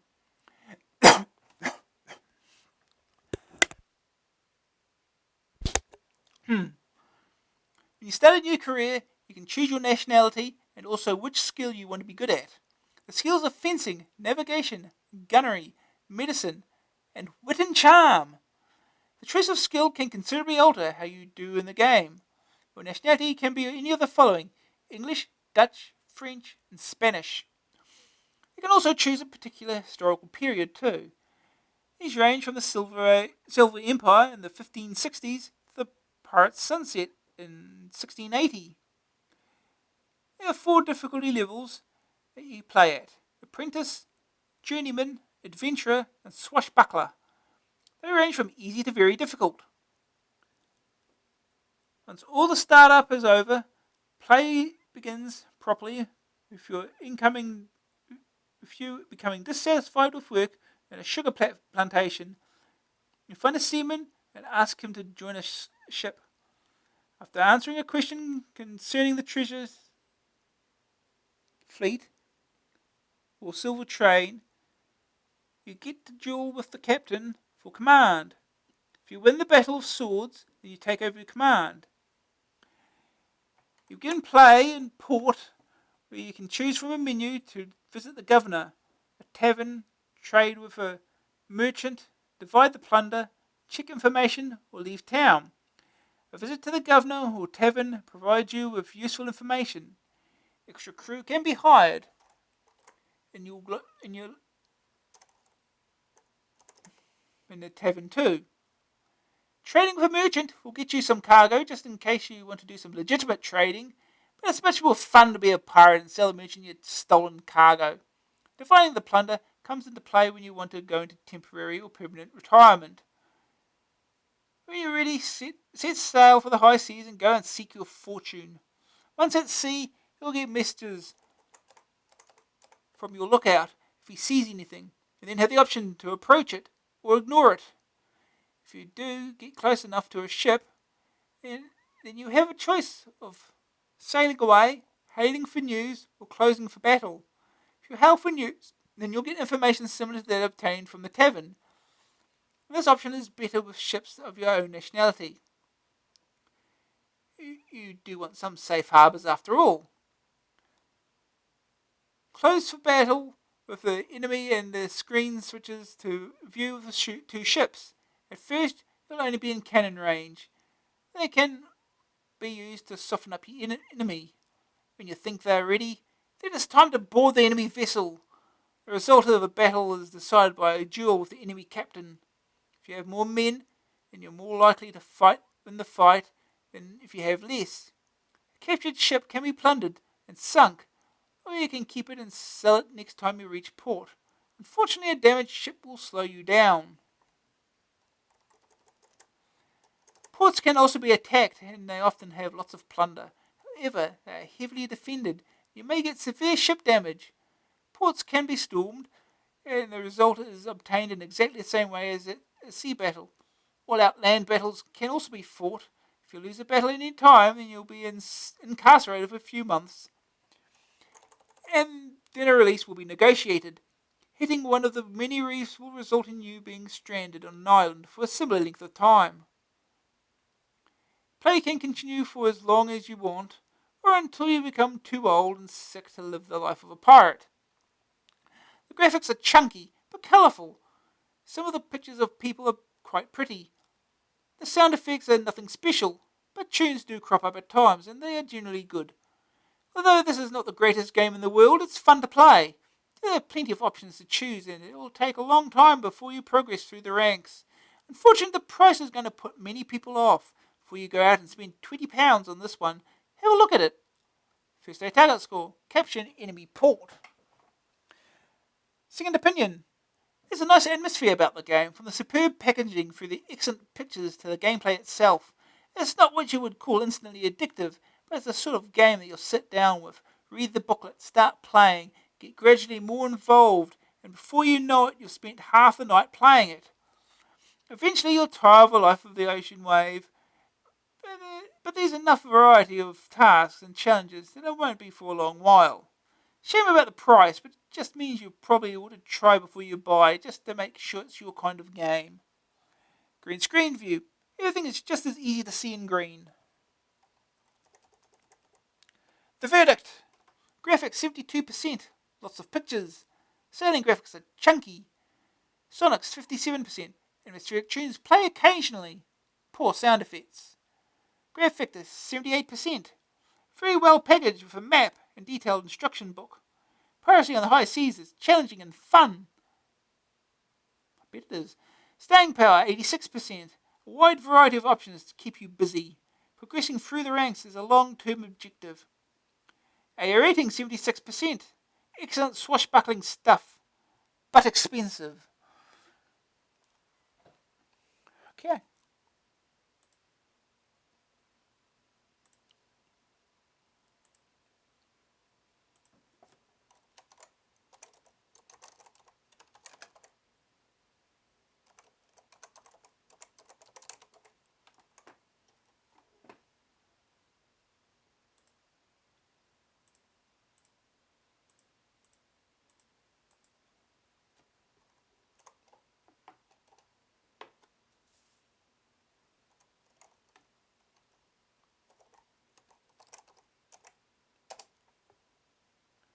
Oh, that's what I was going to do. I'm going to look up the manual. It might be needed.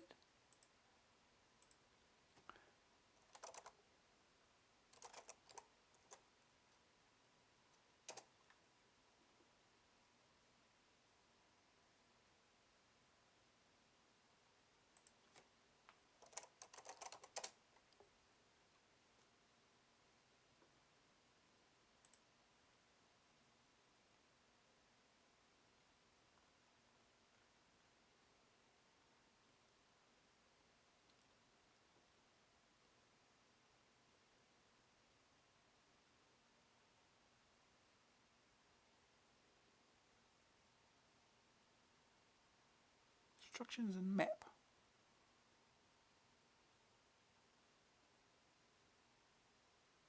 Oh, jeez, look at that map.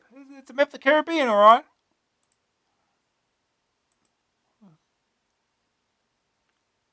English instructions. Pirates being a complete and comprehensive account of the great age of buccaneering in the West Indies between the years 1560 and 1700.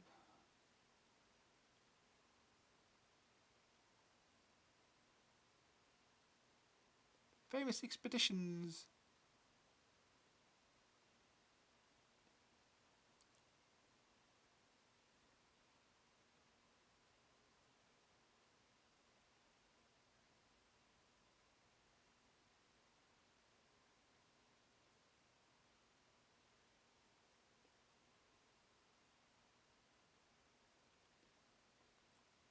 Nationality.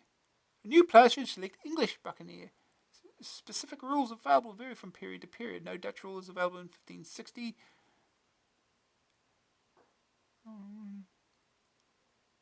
English is often a useful nationality. Okay.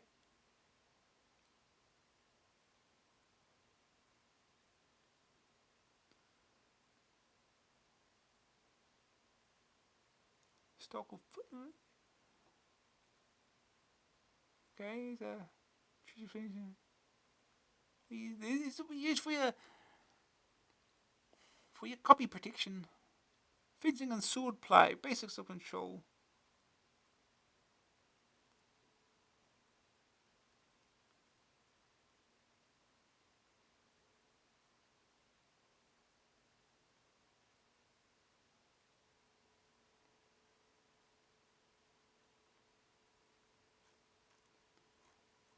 What do we think we want here? Okay. We can get started, I think.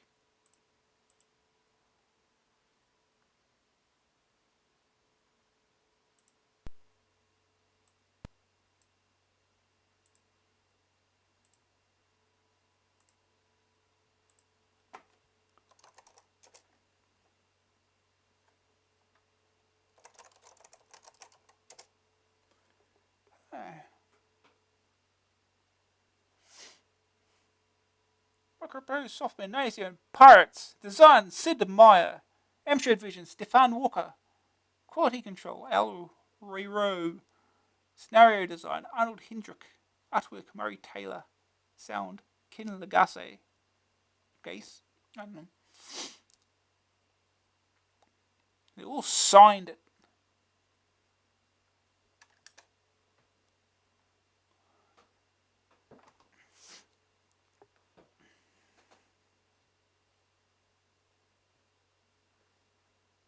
Joystick or keyboard? Joystick.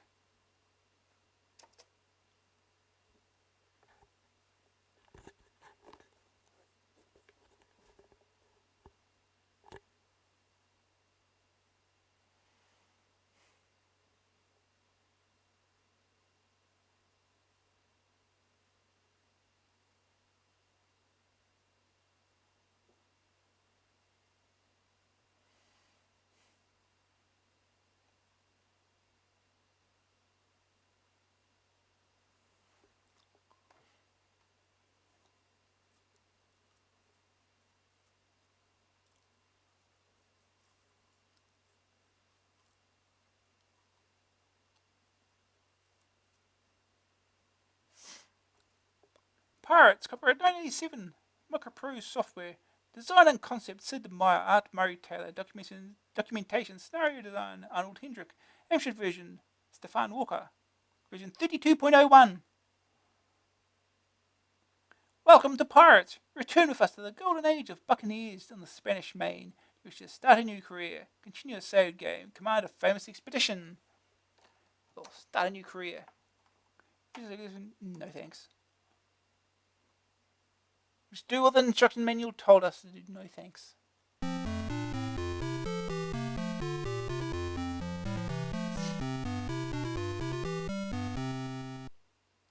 Are you an English buccaneer, French buccaneer, Dutch adventurer, Spanish renegade? Well, is it English is supposed to be the easiest? What's your family name? Mr. No. Which difficulty level will you choose? Apprentice, because it's the easiest. Which special ability do you have? Skill at fencing, navigation, gunnery, wit and charm, medicine. Go with fencing.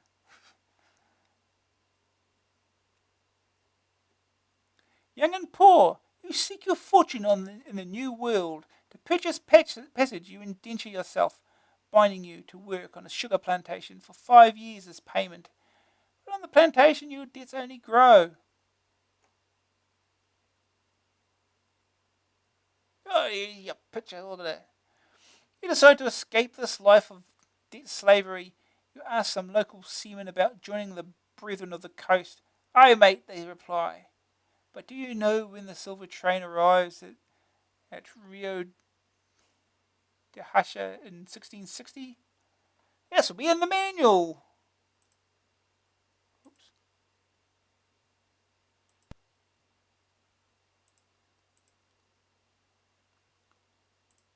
What was it? Silver train.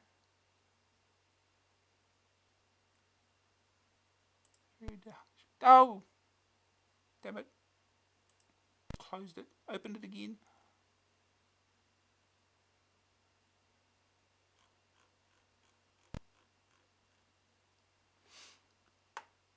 Silver train. 1660, right? Rio de la Hacha. Early May.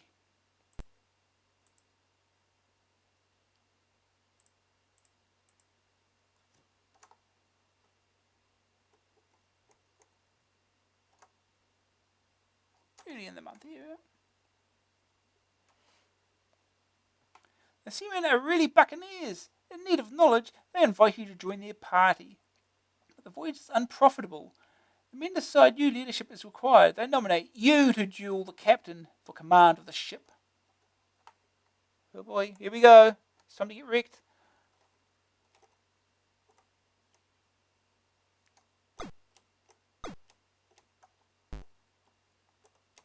Oh. One hit. He's given up. Victorious, you and your friends put the malcontents ashore. Now it's time to set course for adventure, fame, and fortune along the fabled Spanish Main. Remember, if you get the thing wrong before, you still get the jewel of the captain, but you seems to be a lot harder.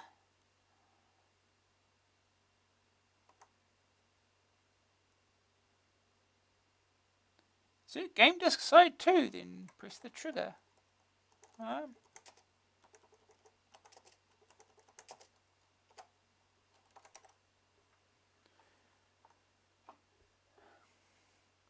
sailing master takes you aside. Here in Port Royal, you'll probably be wanting to see the English governor and visit a tavern or two. The men will be anxious for plunder and adventure, so we needn't be sightseeing for too long. The closest Spanish city is Santiago, which lies a few days' sailing to the north. The closest French city is Petit Goave, which lies a few days' sailing to the east. The closest Dutch city is Saint Eustatius. Okay. Port Royal, English, 1 fort, 80 soldiers, 1,600 citizens, gold, 4,000. Port Royal is bustling with activity. Do you visit the governor? Visit a tavern? Trade for merchant? Divide up the plunder? Check information? Let's visit a tavern. Oh, look, it's that promising sea dog, Mr. No. A rowdy group of 24 men asked to join your crew. Do you sign them up, turn them away? Sure, sign them up. Tavern News. January 29th, England at war with Spain. February 27th, pirates plunder Petit Goave. March 24th, Indians attack Veracruz. April 22nd, Indians attack Barbados. May 20th, Holland at war with England. June 18th, Indians attack Yogane. The end. Poor island bustling with activity. Check information. Oh, this is stuff here. Yeah, got 64 men, 8 gold, 2,000 gold pieces, 56 days. Crew is happy. No goods, no sugar. Got 56 days worth of food. Okay. Ship's log. Oh, it's just that. Just tells you the same thing. Personal status. Reputation, promising apprentice. Alright, let's continue on. Let's leave town. See if we can actually sail this damn boat without running aground or something stupid.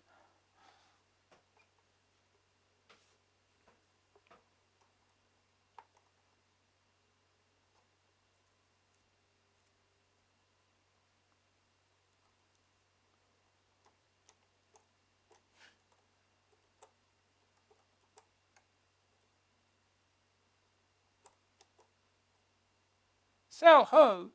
Lookout reports a sail on the horizon. We're in English waters, the master reminds. Shall we investigate? Continue voyage. Let's continue on.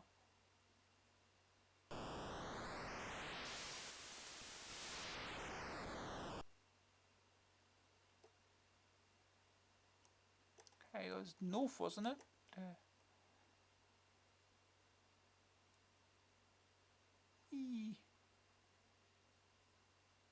How far north?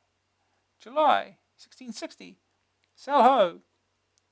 Lookout reports a sail on the horizon. We're in Spanish waters, the master reminds. Shall we investigate? Let's investigate. Looks like a pinnace captain.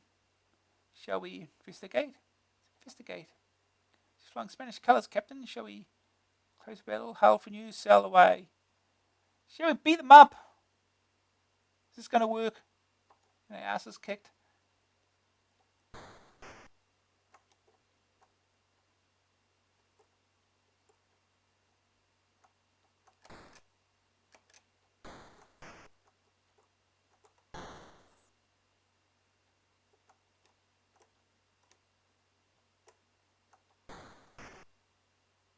Oh, reloading. The reloading takes a while.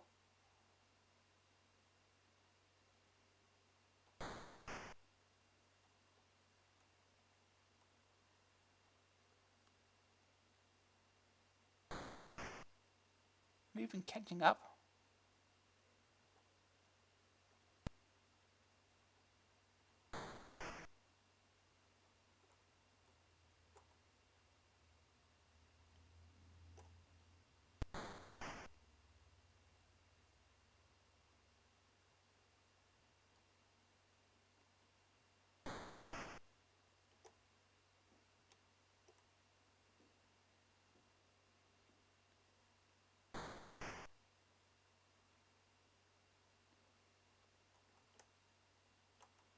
Oh, raising sail. What's it do? Seems to be slowing us down.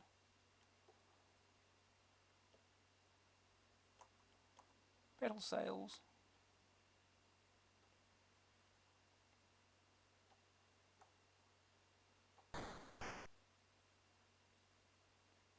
Okay, we caught up. The two ships crash together and boarding parties leap over the rails. In the swirl and smoke of battle, you spot the enemy captain approaching. Oh boy, here we go. Which weapon will you use? Rapier, longsword, cutlass? For rapier.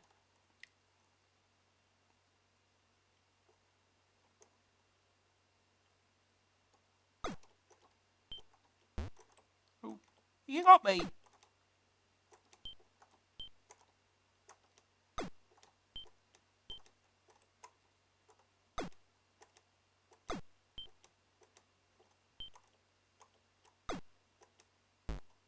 Oh, here we go. There's one hit.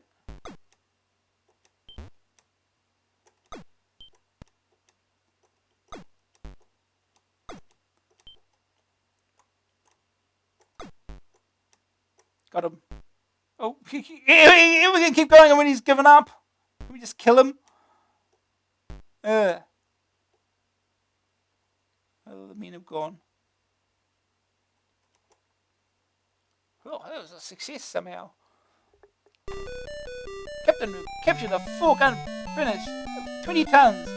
Space for 24 tons in the hold. Shall we keep her?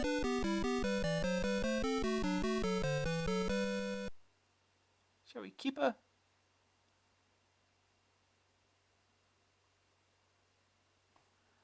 Oh.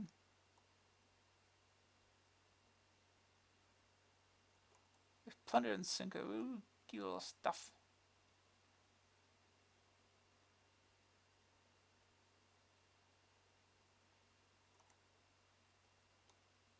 Extra food.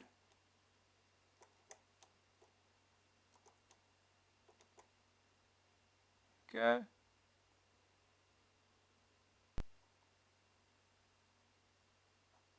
Perfect. Oh, just for the land.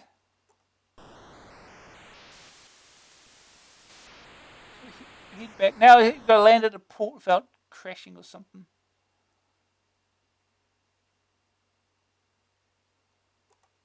I don't know how you're going to be doing that, but here we go.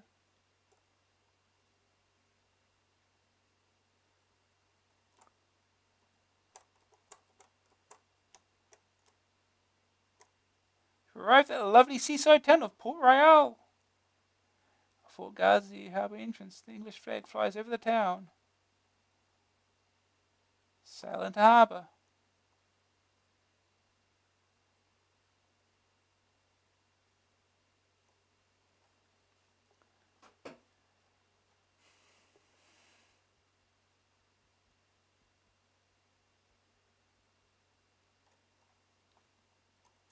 Okay. Trade for merchant. Sell our stuff. Oh, look at that dude.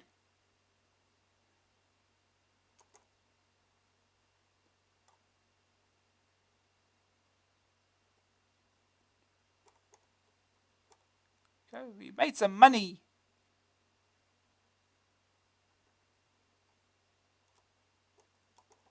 Check information. Visit a tavern.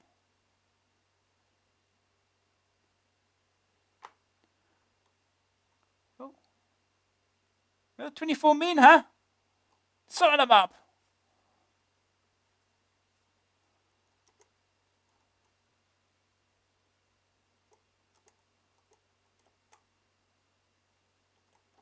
Visit the governor. My dear Mr. No, we're at war with the Spanish, and we're allied with the French, and we're at war with the Dutch. I charge you to seek out and destroy our enemy's ships and towns.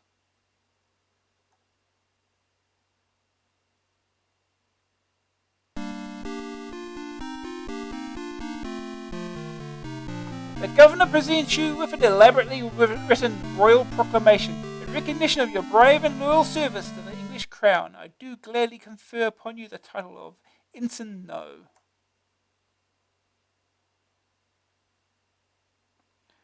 You have recently had the news of your long-lost sister, the governor says. The evil Spaniard Baron Alvarado knows your sister's whereabouts. It was last seen in the city of San Juan, the governor adds. Okay. Alright.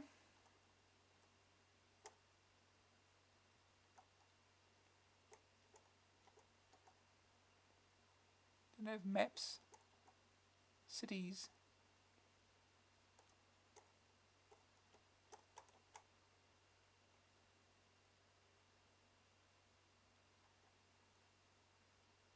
Let's continue on.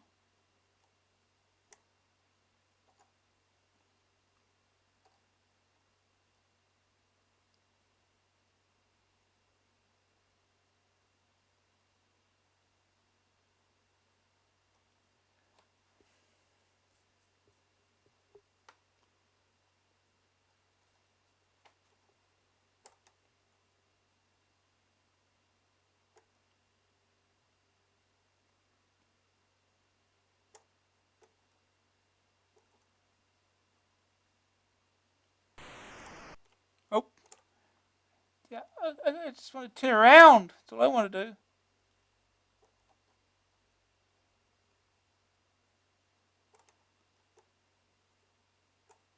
Ah, here we go.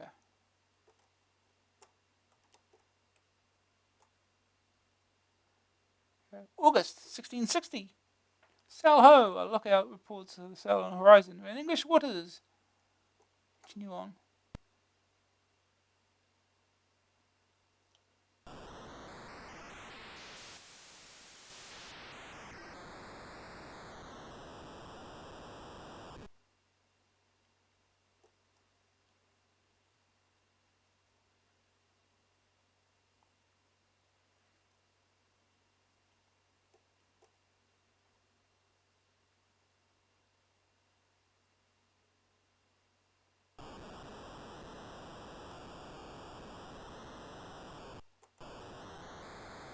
Oh, it's some wind. Investigate.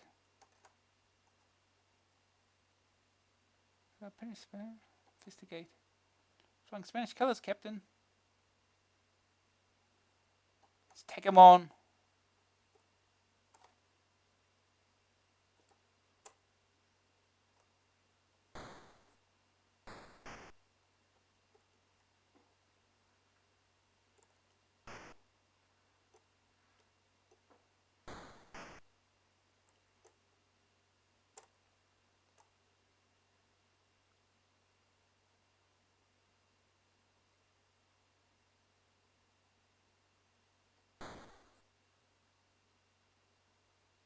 Shots only go up. Or they go to the side. Aha.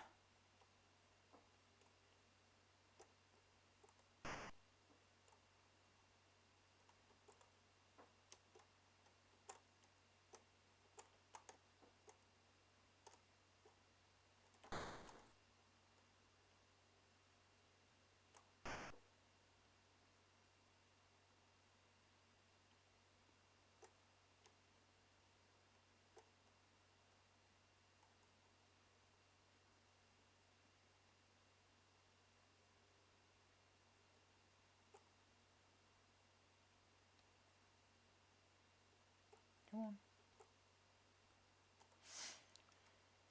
Come on, let's go. 84 men on board.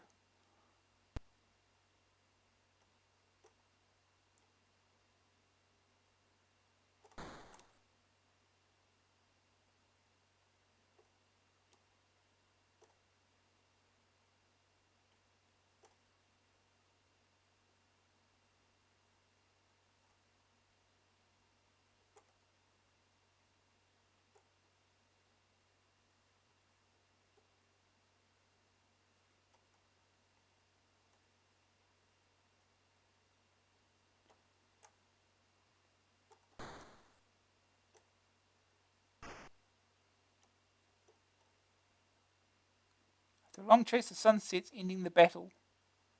Can't do it at oh jeez. Can't do it at night time.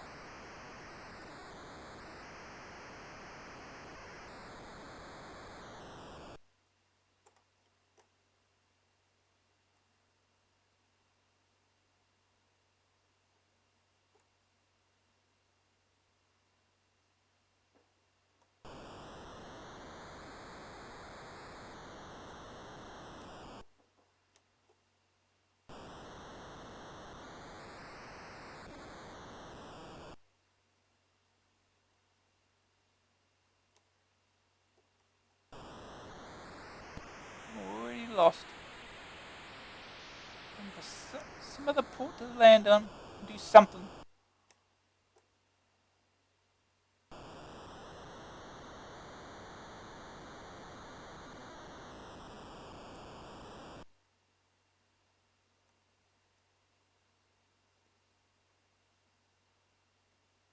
We're already lost. Oh,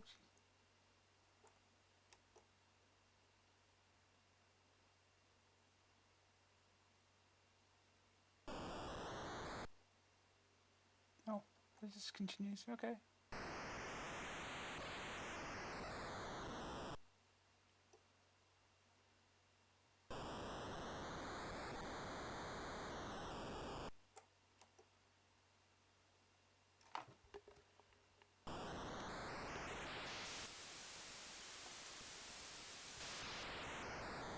Well, this will be risky. This is going to be risky.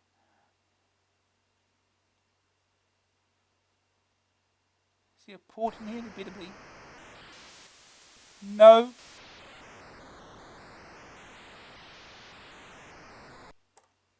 Ow. Okay, you just. Okay, I see.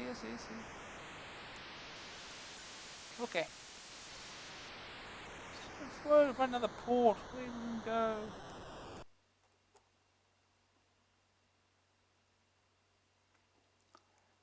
We have 20 days food left. Let's head back, I guess. We're going to go like buy food now, aren't we? September 1660.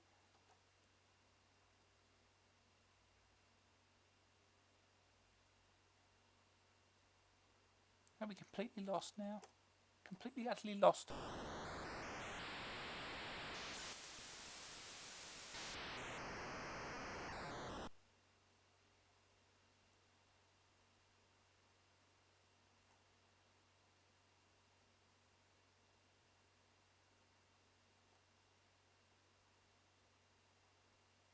$16 food. Yeah.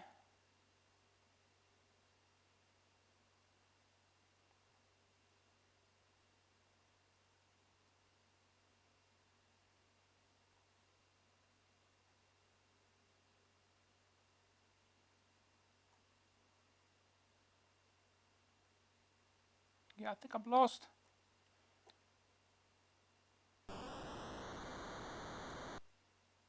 Oh, we gotta starve.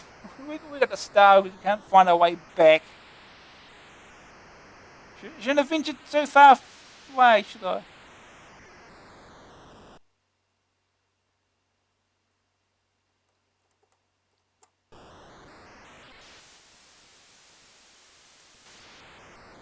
Oh, here's somewhere.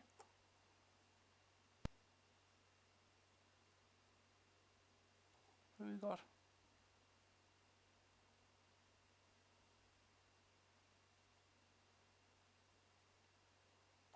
Investigate. Close for battle.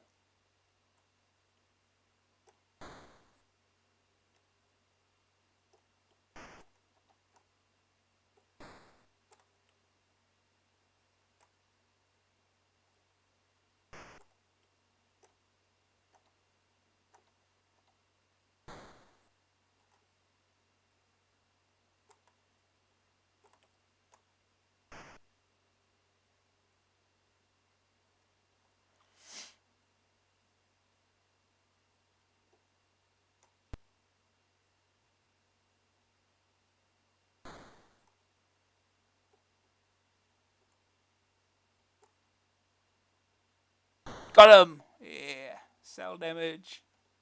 Let's go. Come here.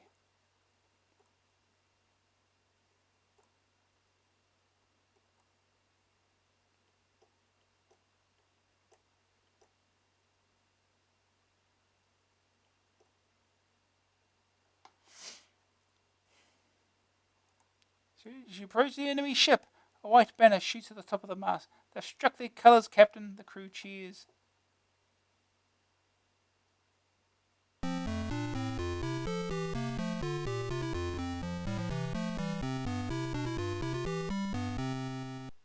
Alright, see what we win.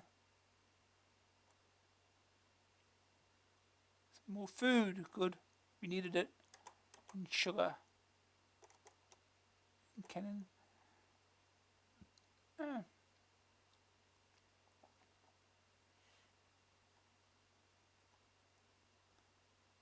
Two soldiers wish to join our crew. Sure.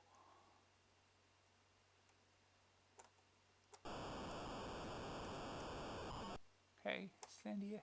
We arrived at the lovely seaside town of San Catalina. A fort guards the harbour entrance. The Spanish flag flies over the town. Sneak into town. Sure they won't notice.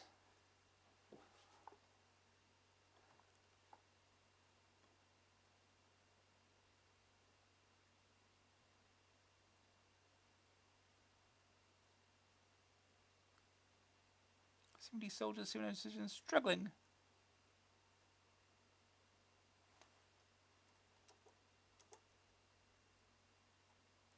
Trade with a merchant.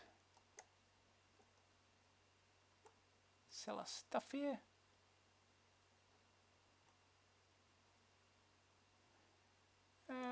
Probably need more.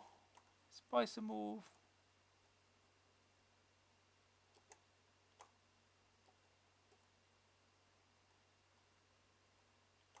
Buy some food while we're at it, I guess.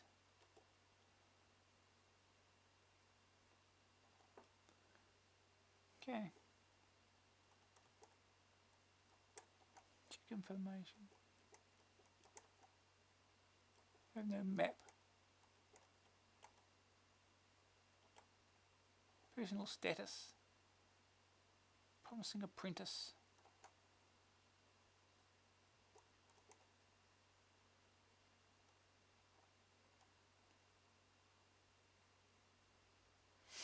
Leave.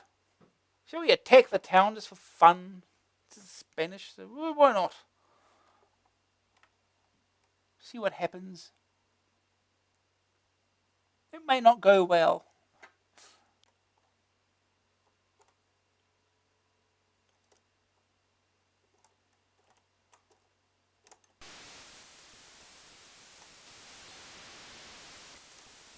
Oh, jeez. Around.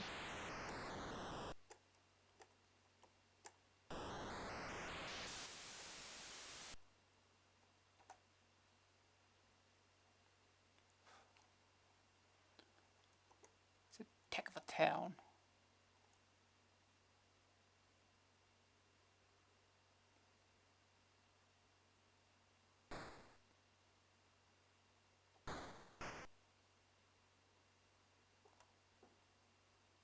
Oh, jeez.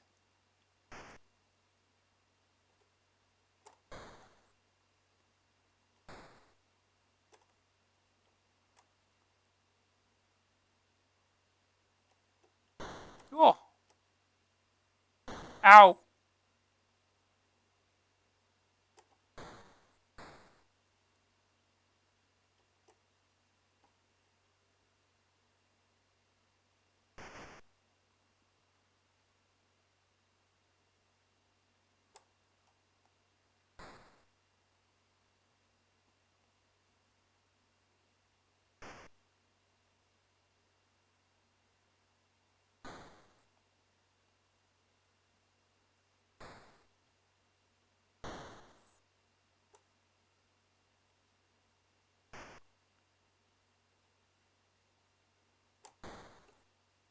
Yeah.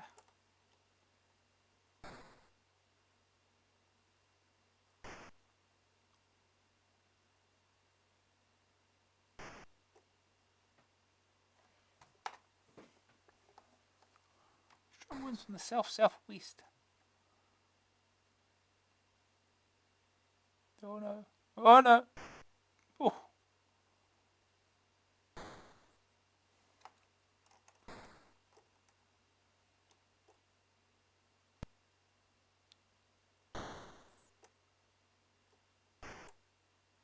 Oof.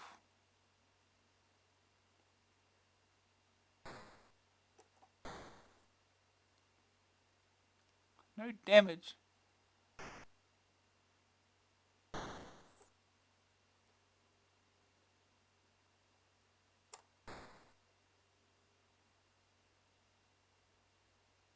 Ow.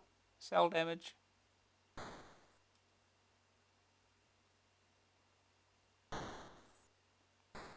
No damage. Ow. Oh no, we lost the mast. Oh, we're going to get wrecked now.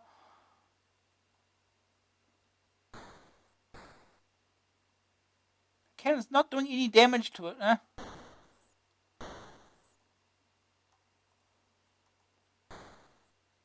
Heading it. That's about it. 243 men.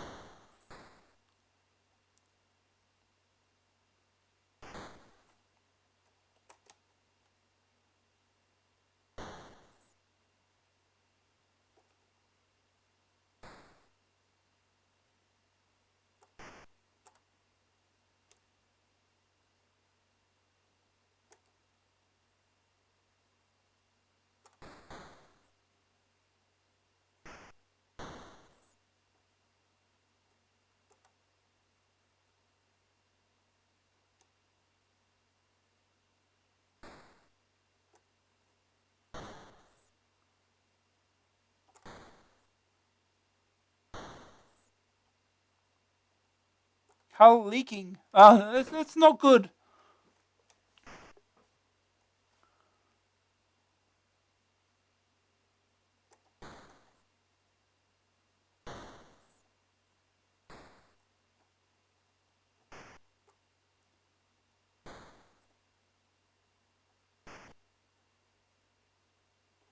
Can we take the town itself rather than the fort?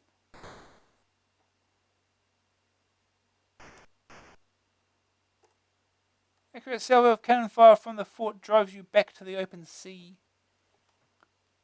Well, I think we're screwed now.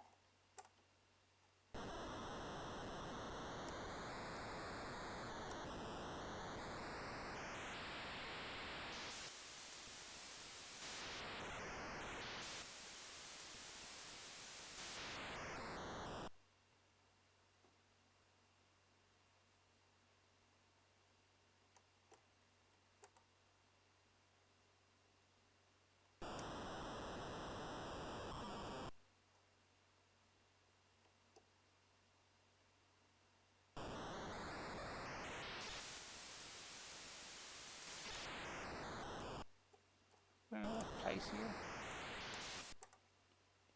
Arrived at the lovely seaside town of Portobello. We'll sneak into town. No one need know we're here.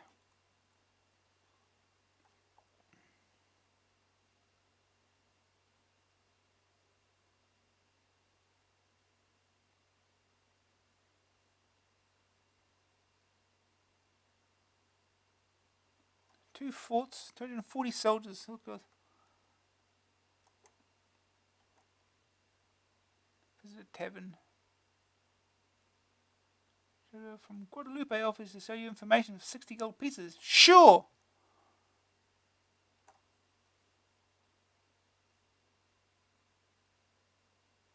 New gold mine at Guadalupe. New gold mine at St. Kitts.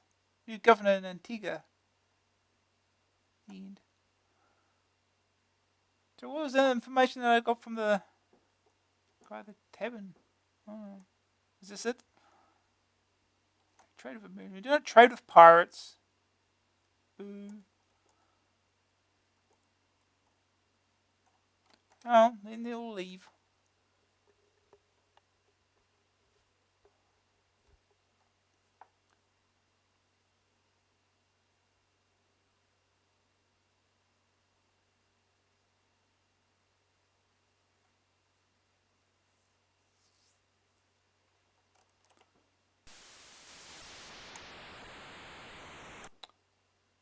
Sail ho! They'll have reports to sail on the horizon. We're in Spanish water. Investigate.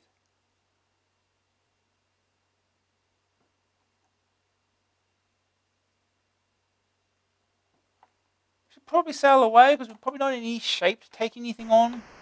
Let's keep going.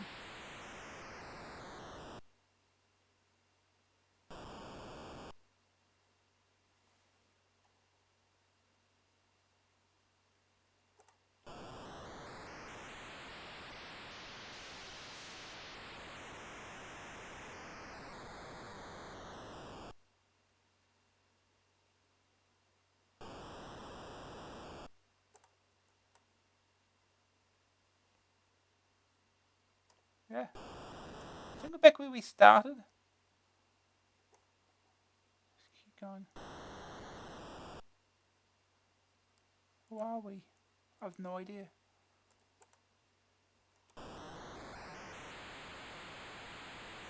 Oh no, there's a dead end!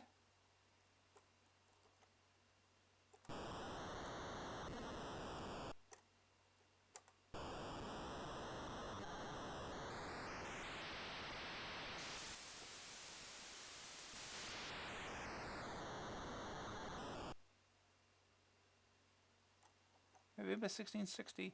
Sal Ho.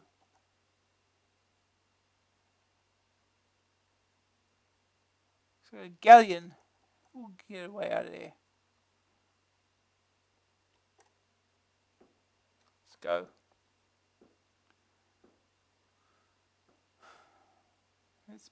This back where we pulled a bellow.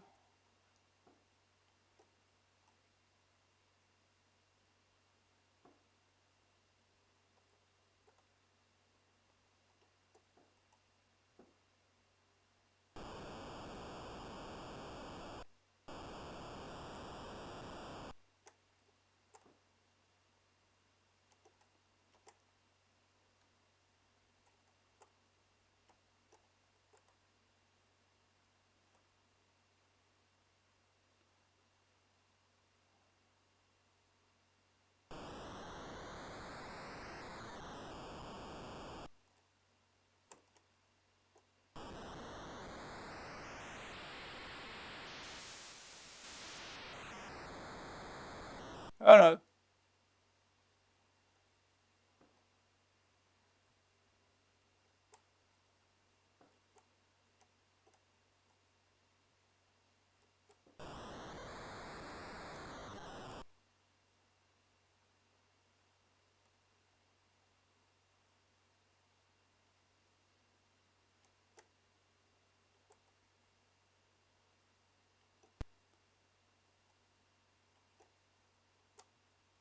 I think I'm lost.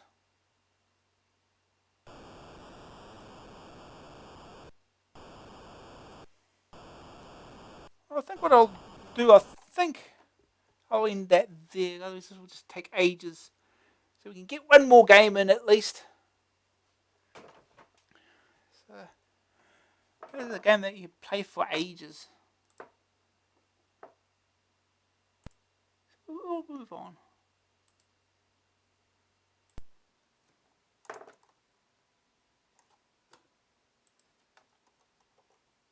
Next game is Sidearms by Go. $9.99 cassette, $14.99 disc, joystick or keys.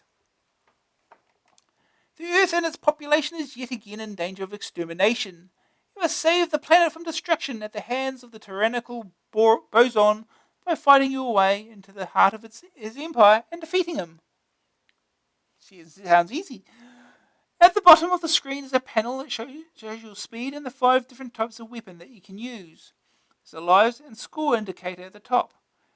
The rest of the screen shows a side-on view of your space-suited character as he travels over the horizontally scrolling landscape. The landscape scrolls slowly from the right, and all you have to do is go to the next stage of the game and stay alive until you reach the end. Aliens charge toward you in a variety of forms. Some come at you, kamikaze style, others drop in and shoot at you, and then there are the worms that follow you around. Extra weapons are obtained from objects that appear on the screen after you've killed certain aliens. There are 7 different objects: speed up, slow down, 3-way shot, mega bazooka launcher, auto, bit, and multi-shot. Speed up and slow down alter your rate of fire. Do they? 3-way shot produces 3 blobs that take different trajectories, and the bazooka produces a thick, powerful laser bolt. Auto is the only weapon that fires repeatedly without you having to bash away at the fire button. Bit is up to 3 blobs orbiting around you. Each one fires a laser bolt. Multiple shot capability gets better each time you collect one of the appropriate objects. A jolly tune plays continuously and the sound effects are adequate. The scrolling is smooth, but there is flicker in the graphics. It's good fun to play as a simple shoot 'em up, but there's little variation. The end of level aliens are very easy to defeat, especially if you have auto or bit. Plenty to blast, but nothing you haven't seen before. First day target score, complete level 1. Second opinion. What can you say about a perfectly reasonable shoot 'em up? It's undemanding, fun for a while, and much like many others of the genre. Graphically, it's quite impressive, apart from the lack of detailed scenery. It should appeal to fans of the arcade game, but it doesn't offer anything to set my pulse racing. Green screen view, just as easy to play in green. The verdict: Graphics 63%. Smooth horizontal scrolling. With flickery graphics. Sonics 74%. Excellent tune plays throughout. Simple sound effects. Grab factor 73%. Multiple weapons are fun. Infuriating to die for no apparent reason. I hate when that happens. Staying power 64%. Plenty of levels to go through, but not enough variation. AI rating 68%. More variety would have produced a much better game.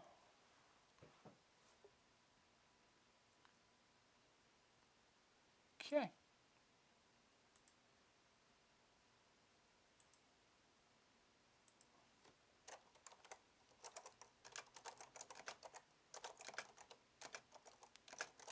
Oh, is a US gold label if I remember right.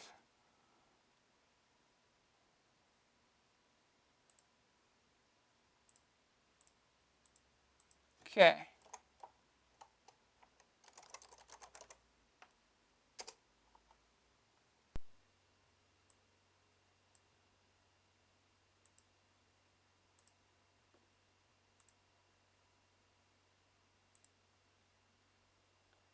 Okay.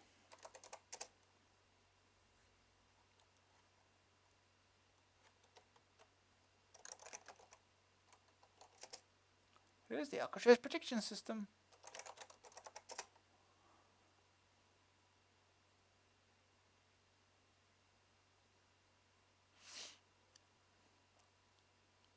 Sidearms. Probe. This is a probe software. Sidearms. Press fire to start. Capcom USA Inc. 97 all rights reserved.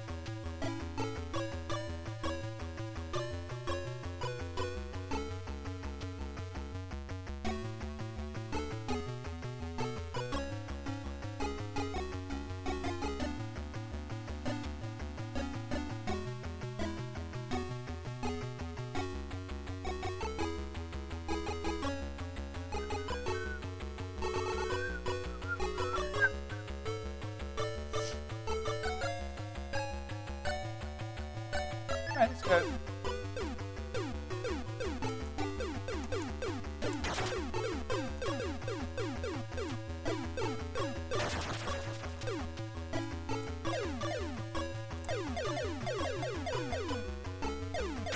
Yeah, did a three-way shot that only fires one at a time. That's exactly what you want.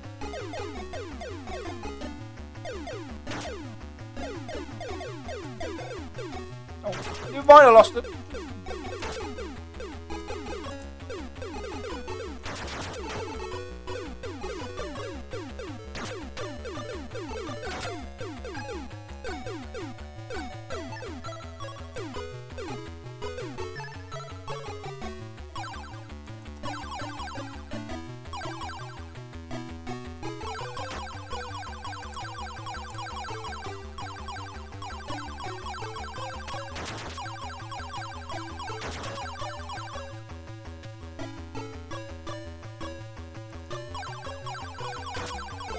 Oh, easily did.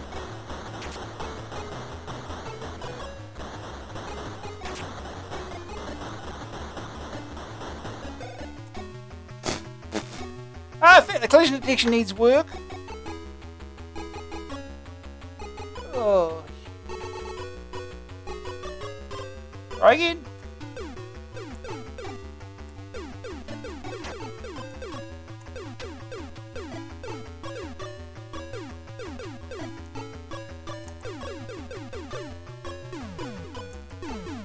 Okay.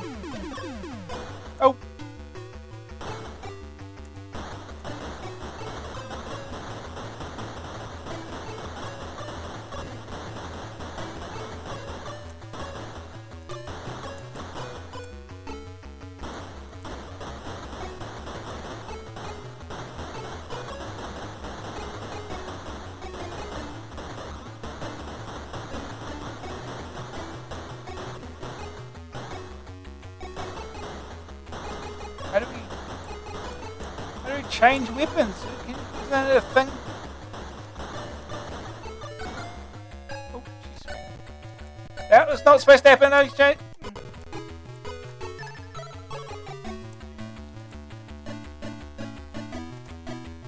Okay. Jeez, what happened there?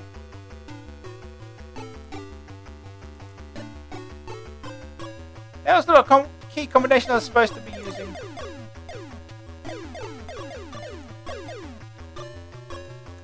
Okay, control changes are.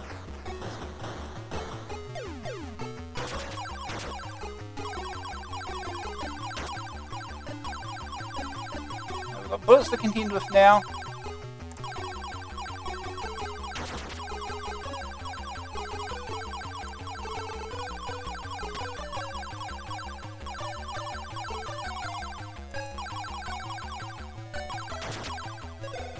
Oh.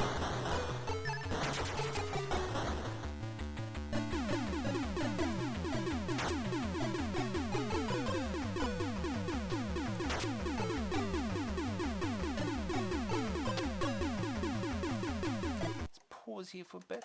Get it all set back up again.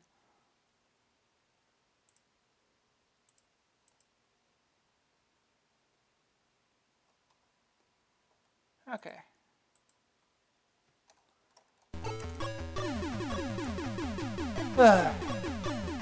Oh, here's the worm.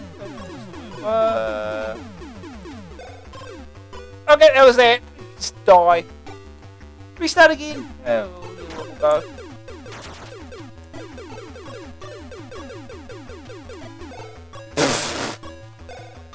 Well, escaping's the game.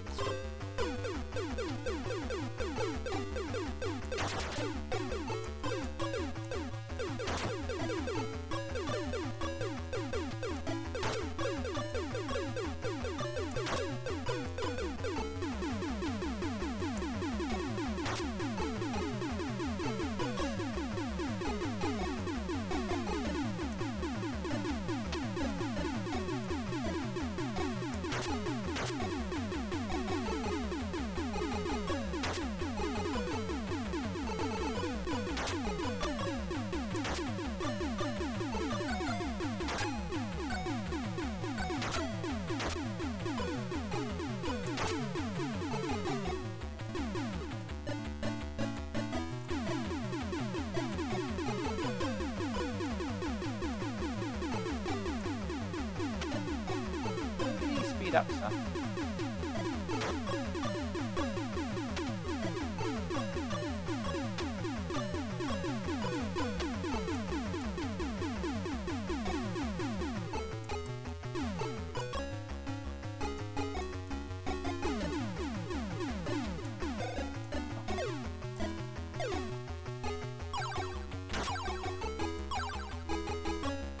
No! Okay, this is better. It's a better three-way.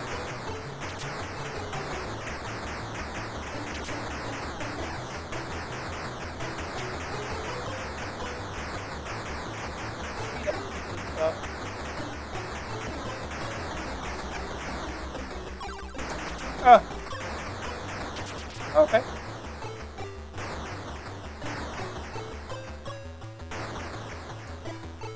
Here we go.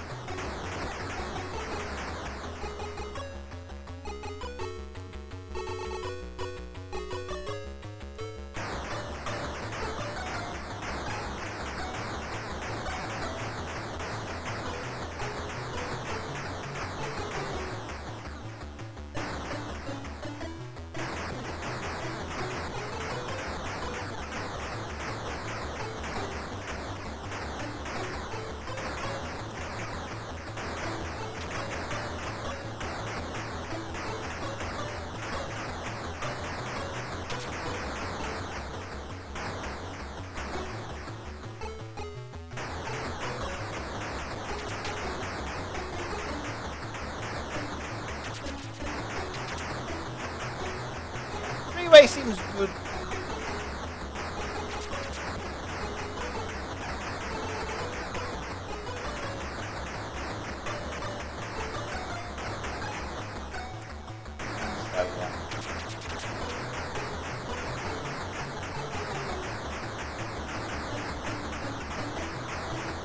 Yep.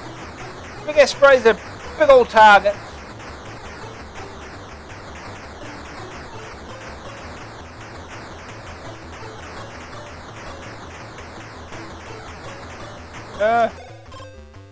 He just dies.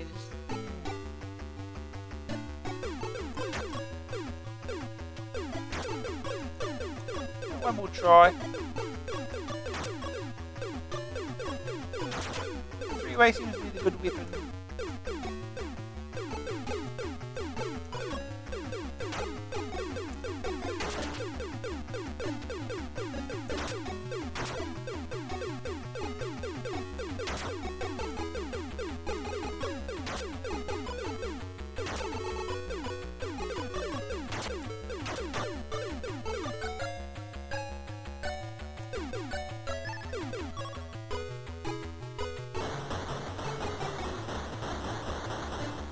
This seems pretty good too.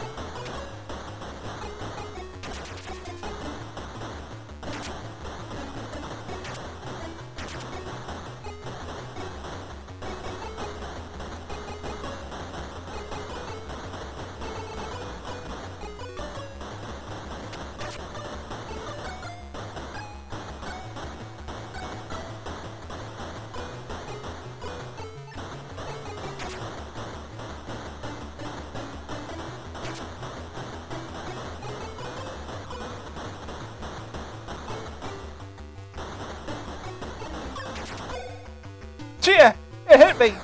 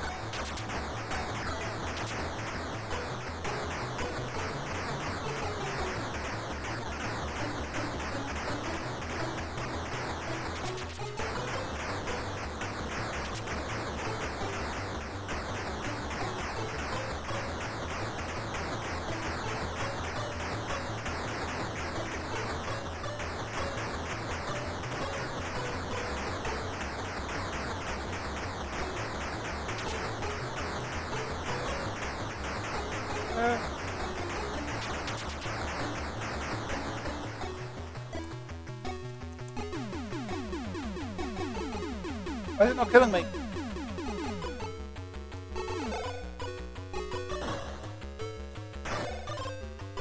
Dead!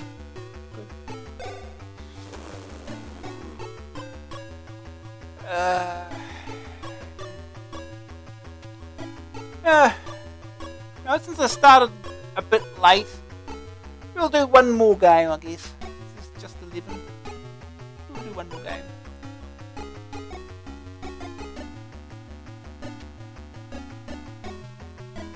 That game is Eyeball 2 for Firebird, $1.99 cassette, joystick or keys. The ball race are an intelligent and highly developed race. There is, however, one thing that annoys them. They know little of their past. Their evolution and ancestry are mysteries to them. They know where they can get the information, though, from the old mines. Ancient artifacts lie there. They could fill in the missing gaps in their knowledge. Your ball can roll along the ground or jump up, but it's a real handful to control accurately. You have volunteered to search the mines for artifacts. The mines are not deserted, though. There are things that try to kill you, and there's also the danger of the radioactivity. The mines are blocked off, and to get through to the next, you need a key. The keys are positioned in hard-to-get places, and so are the exits. The hostile mine inhabitants can be destroyed by a bolt that you can spit forth. There are also smart bombs that kill everything on screen, but these have to be found first. Other objects can be found in the mines that do good or bad things to the ball. Muddle mixes all of the controls up so that you have to think very carefully before you make the next move. Wonderful. Time Warp slows everything down so that the inhabitants are easier to avoid, and Down to Earth deactivates bouncing objects. The levels are grouped together in fives, after which you receive an artifact. The order in which the levels are done is randomly selected. Extra lives are gained after you've collected 4 life stones.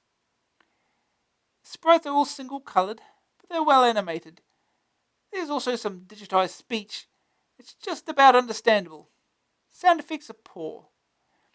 Frustration is what this game is all about. Control of the ball is really difficult. All of the levels are possible, honestly, but some of them are extremely tough. First day target score, collect 1 artifact. The verdict, graphics 45%. Sprites are well animated. Colour is badly used. Sonic's 43%. Actually, I haven't done the second opinion, have I yet? Let's do that first. Second opinion. This is an excellent challenge for control freaks because getting the best out of the ball takes a lot of hard graft. This also means it's screamingly frustrating and it will take you ages to get anywhere with it. I enjoyed it, but I don't have any fragile objects of furniture or cups of coffee nearby while playing it. Green screen view, just as easy to see everything in green. Alright, now we can do the verdict. Graphics 45%, sprites are well animated, colour is badly used, Sonic's 43%, digitized speech, beeps and pings, grab factor 67%. It has a frustrating, addictive quality that makes you want just one more go. Initial confusion and control difficulty may put you off. Staying power 67%. Plenty of levels to complete. Some screens are just too difficult. AI rating 70%. At budget price, it's well worth a look. Yeah, okay. I've played the original Eyeball. I think it's a much better game than this is. Let's do this.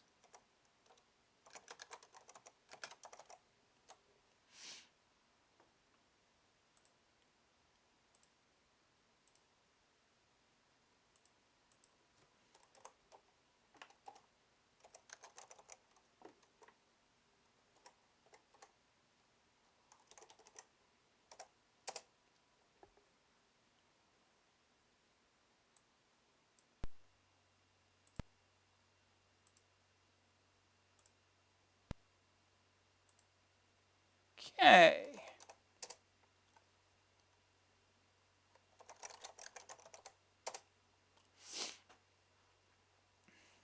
Eyeball 2.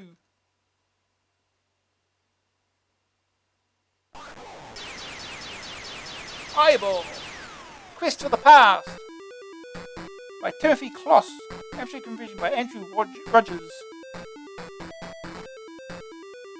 We need to define keys. We just switch the joystick, I think.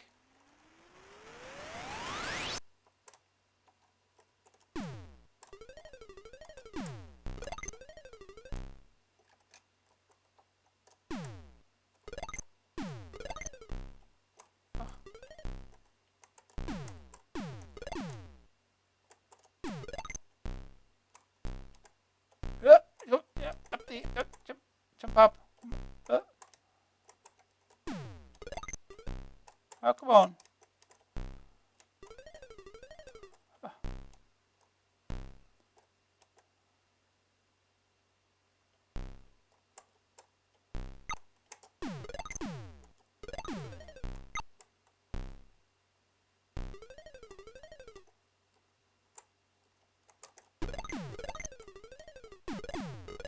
Aha. Yeah.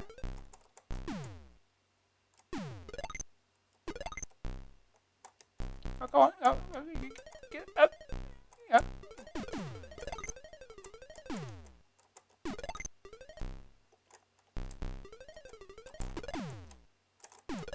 Come on. Yeah. Oh, in. Yeah. Ah. Oh, no.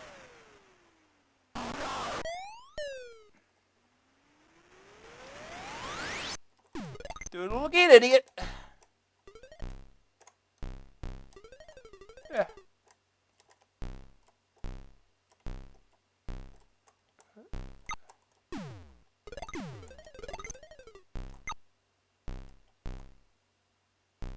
And then Pac-Man in the middle there.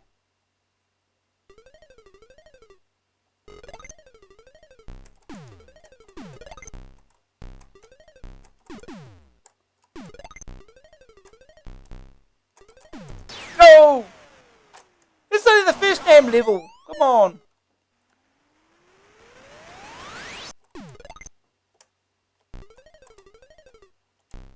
I didn't have to make it this stupid controls.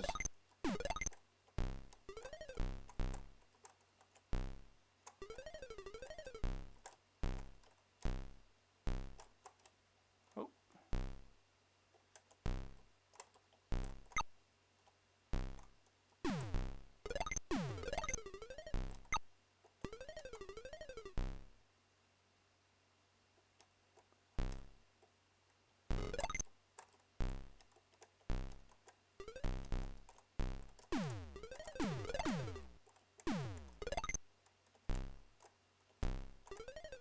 Alright, get in there.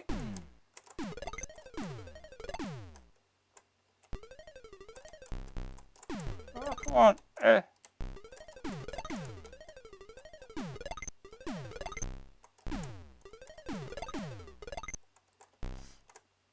Oh, come on. Oh, this is stupid. Come on. In.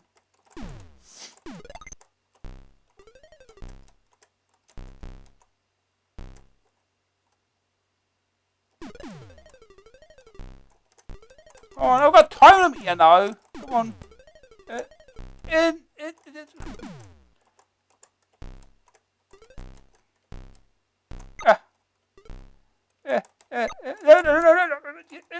Exit. Come on.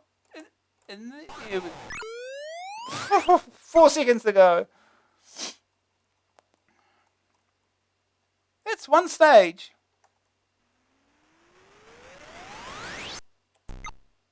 Fuel injection.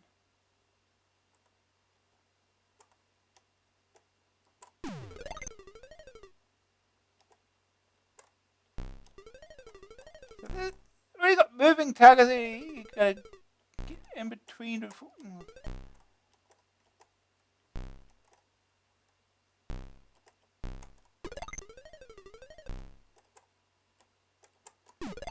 This game's getting very stupid already.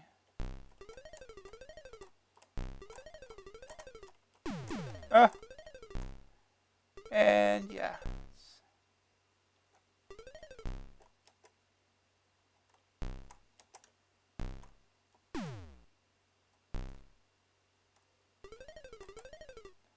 You guys half the time and we've gone nowhere.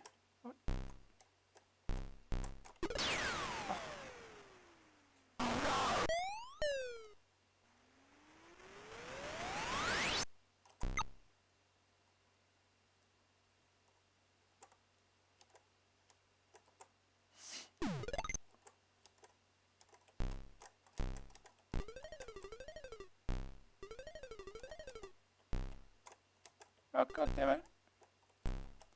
Oh no! This is stupid!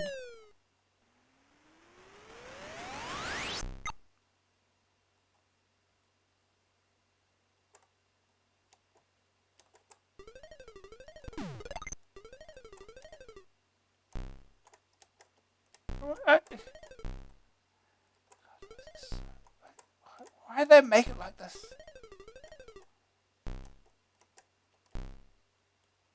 This is the second stage, come on.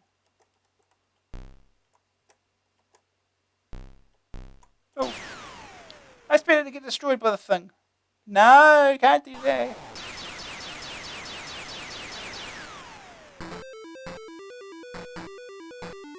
Ugh.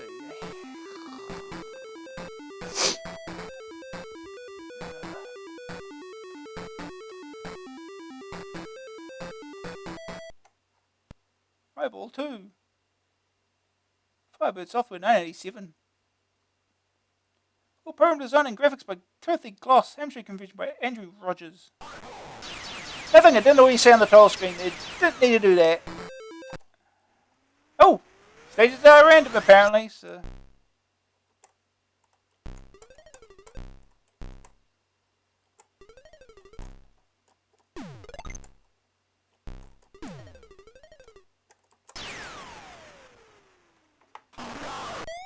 Hello!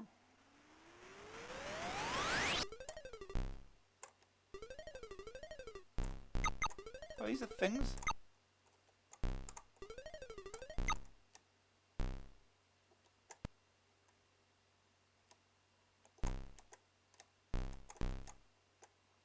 Oh, come on, stop the...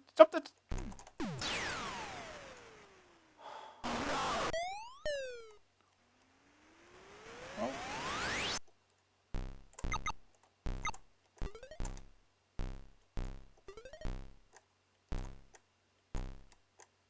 This got way too much momentum. Oh yeah, of course, if it falls on you, you die. It's obvious. It should be obvious.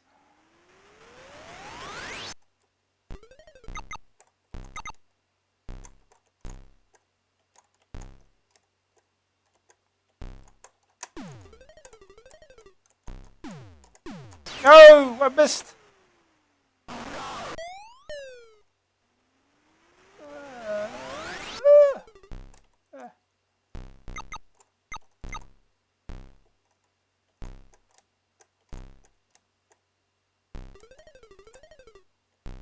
Oh!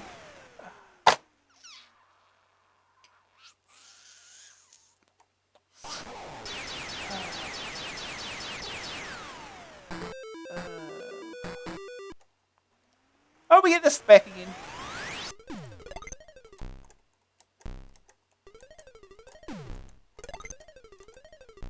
Oh, good.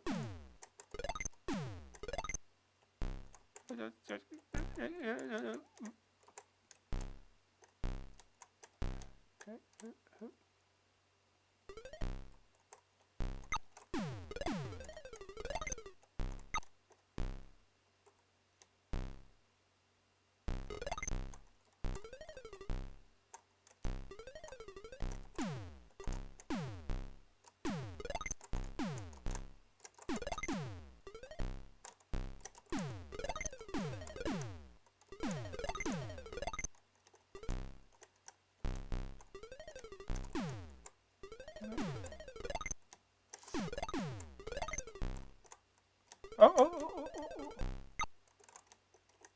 Let's get in the air.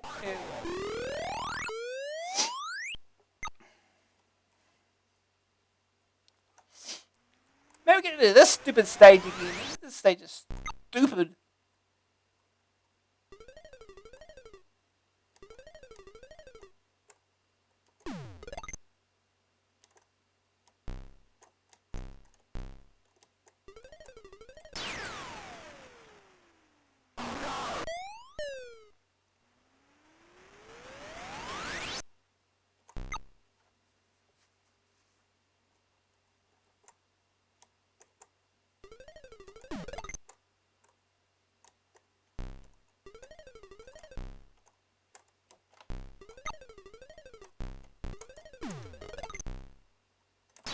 Oh fuck!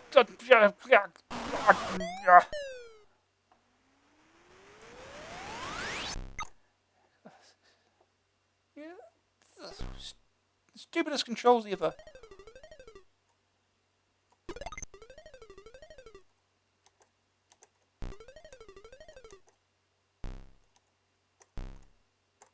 Oh.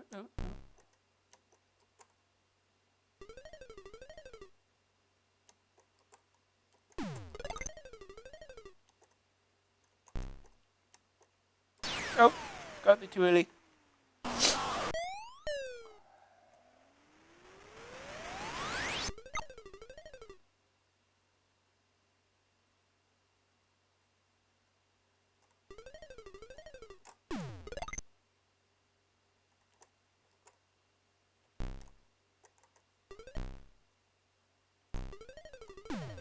Can't destroy that, by the way. Just in case you thought you could. Ah!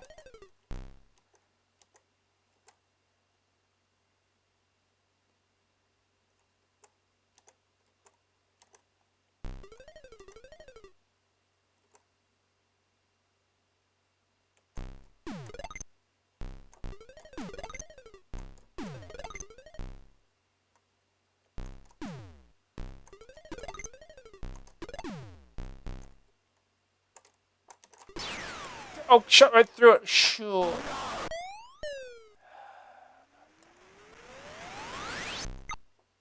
Who thought this was a good idea?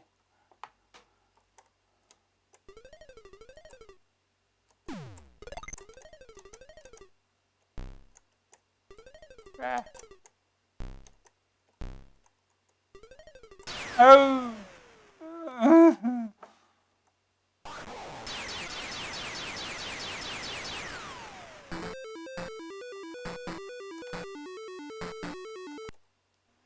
Oh, got another different stage at least.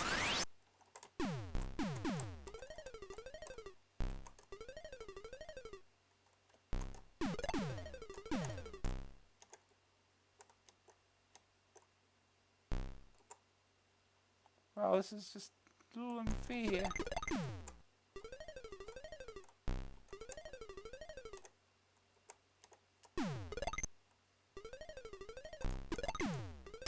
Oh.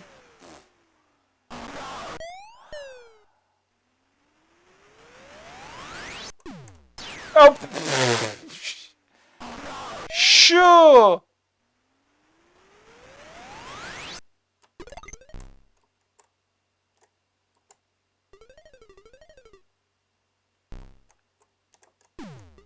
Oh no, he's in around. God's sakes.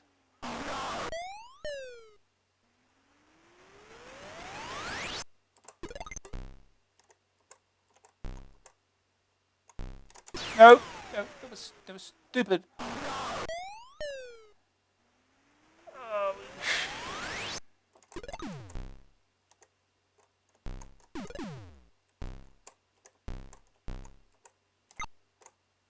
Fuel injection, whatever that means.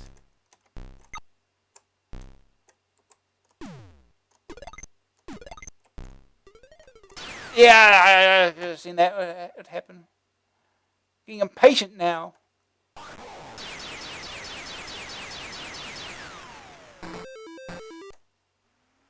Oh, I got the stage now.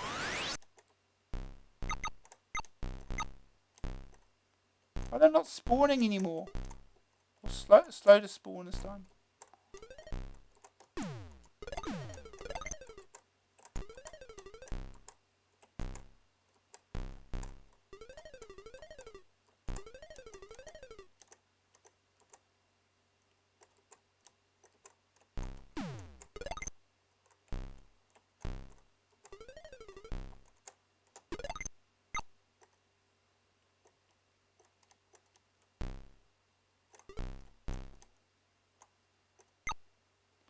Oh great, now they're out.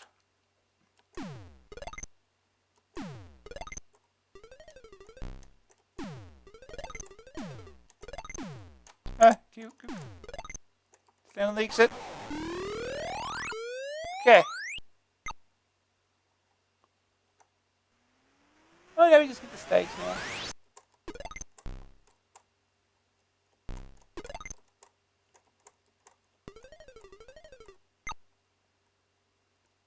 factor warp.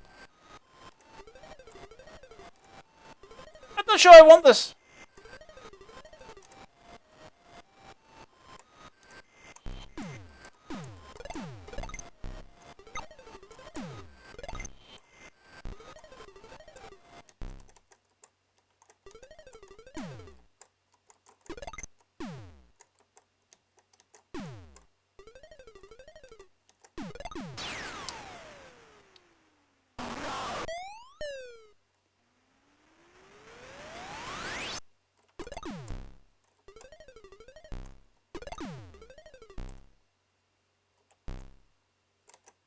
Yeah! Controls! Stupid controls! What did you turn around for?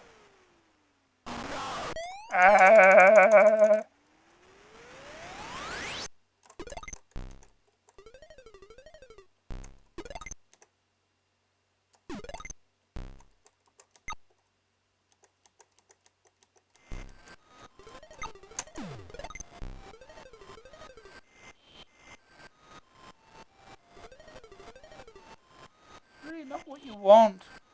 That's in the way, you're up there.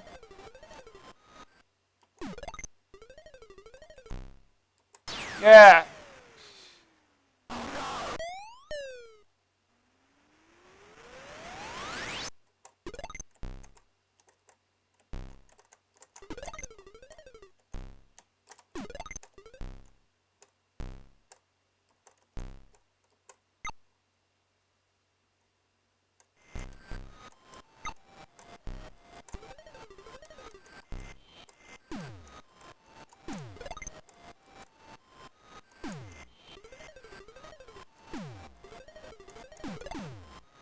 Yeah.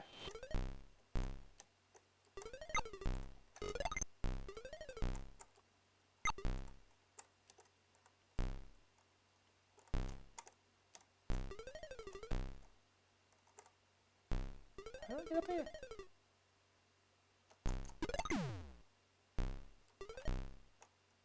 Yeah. How do I get up here? No!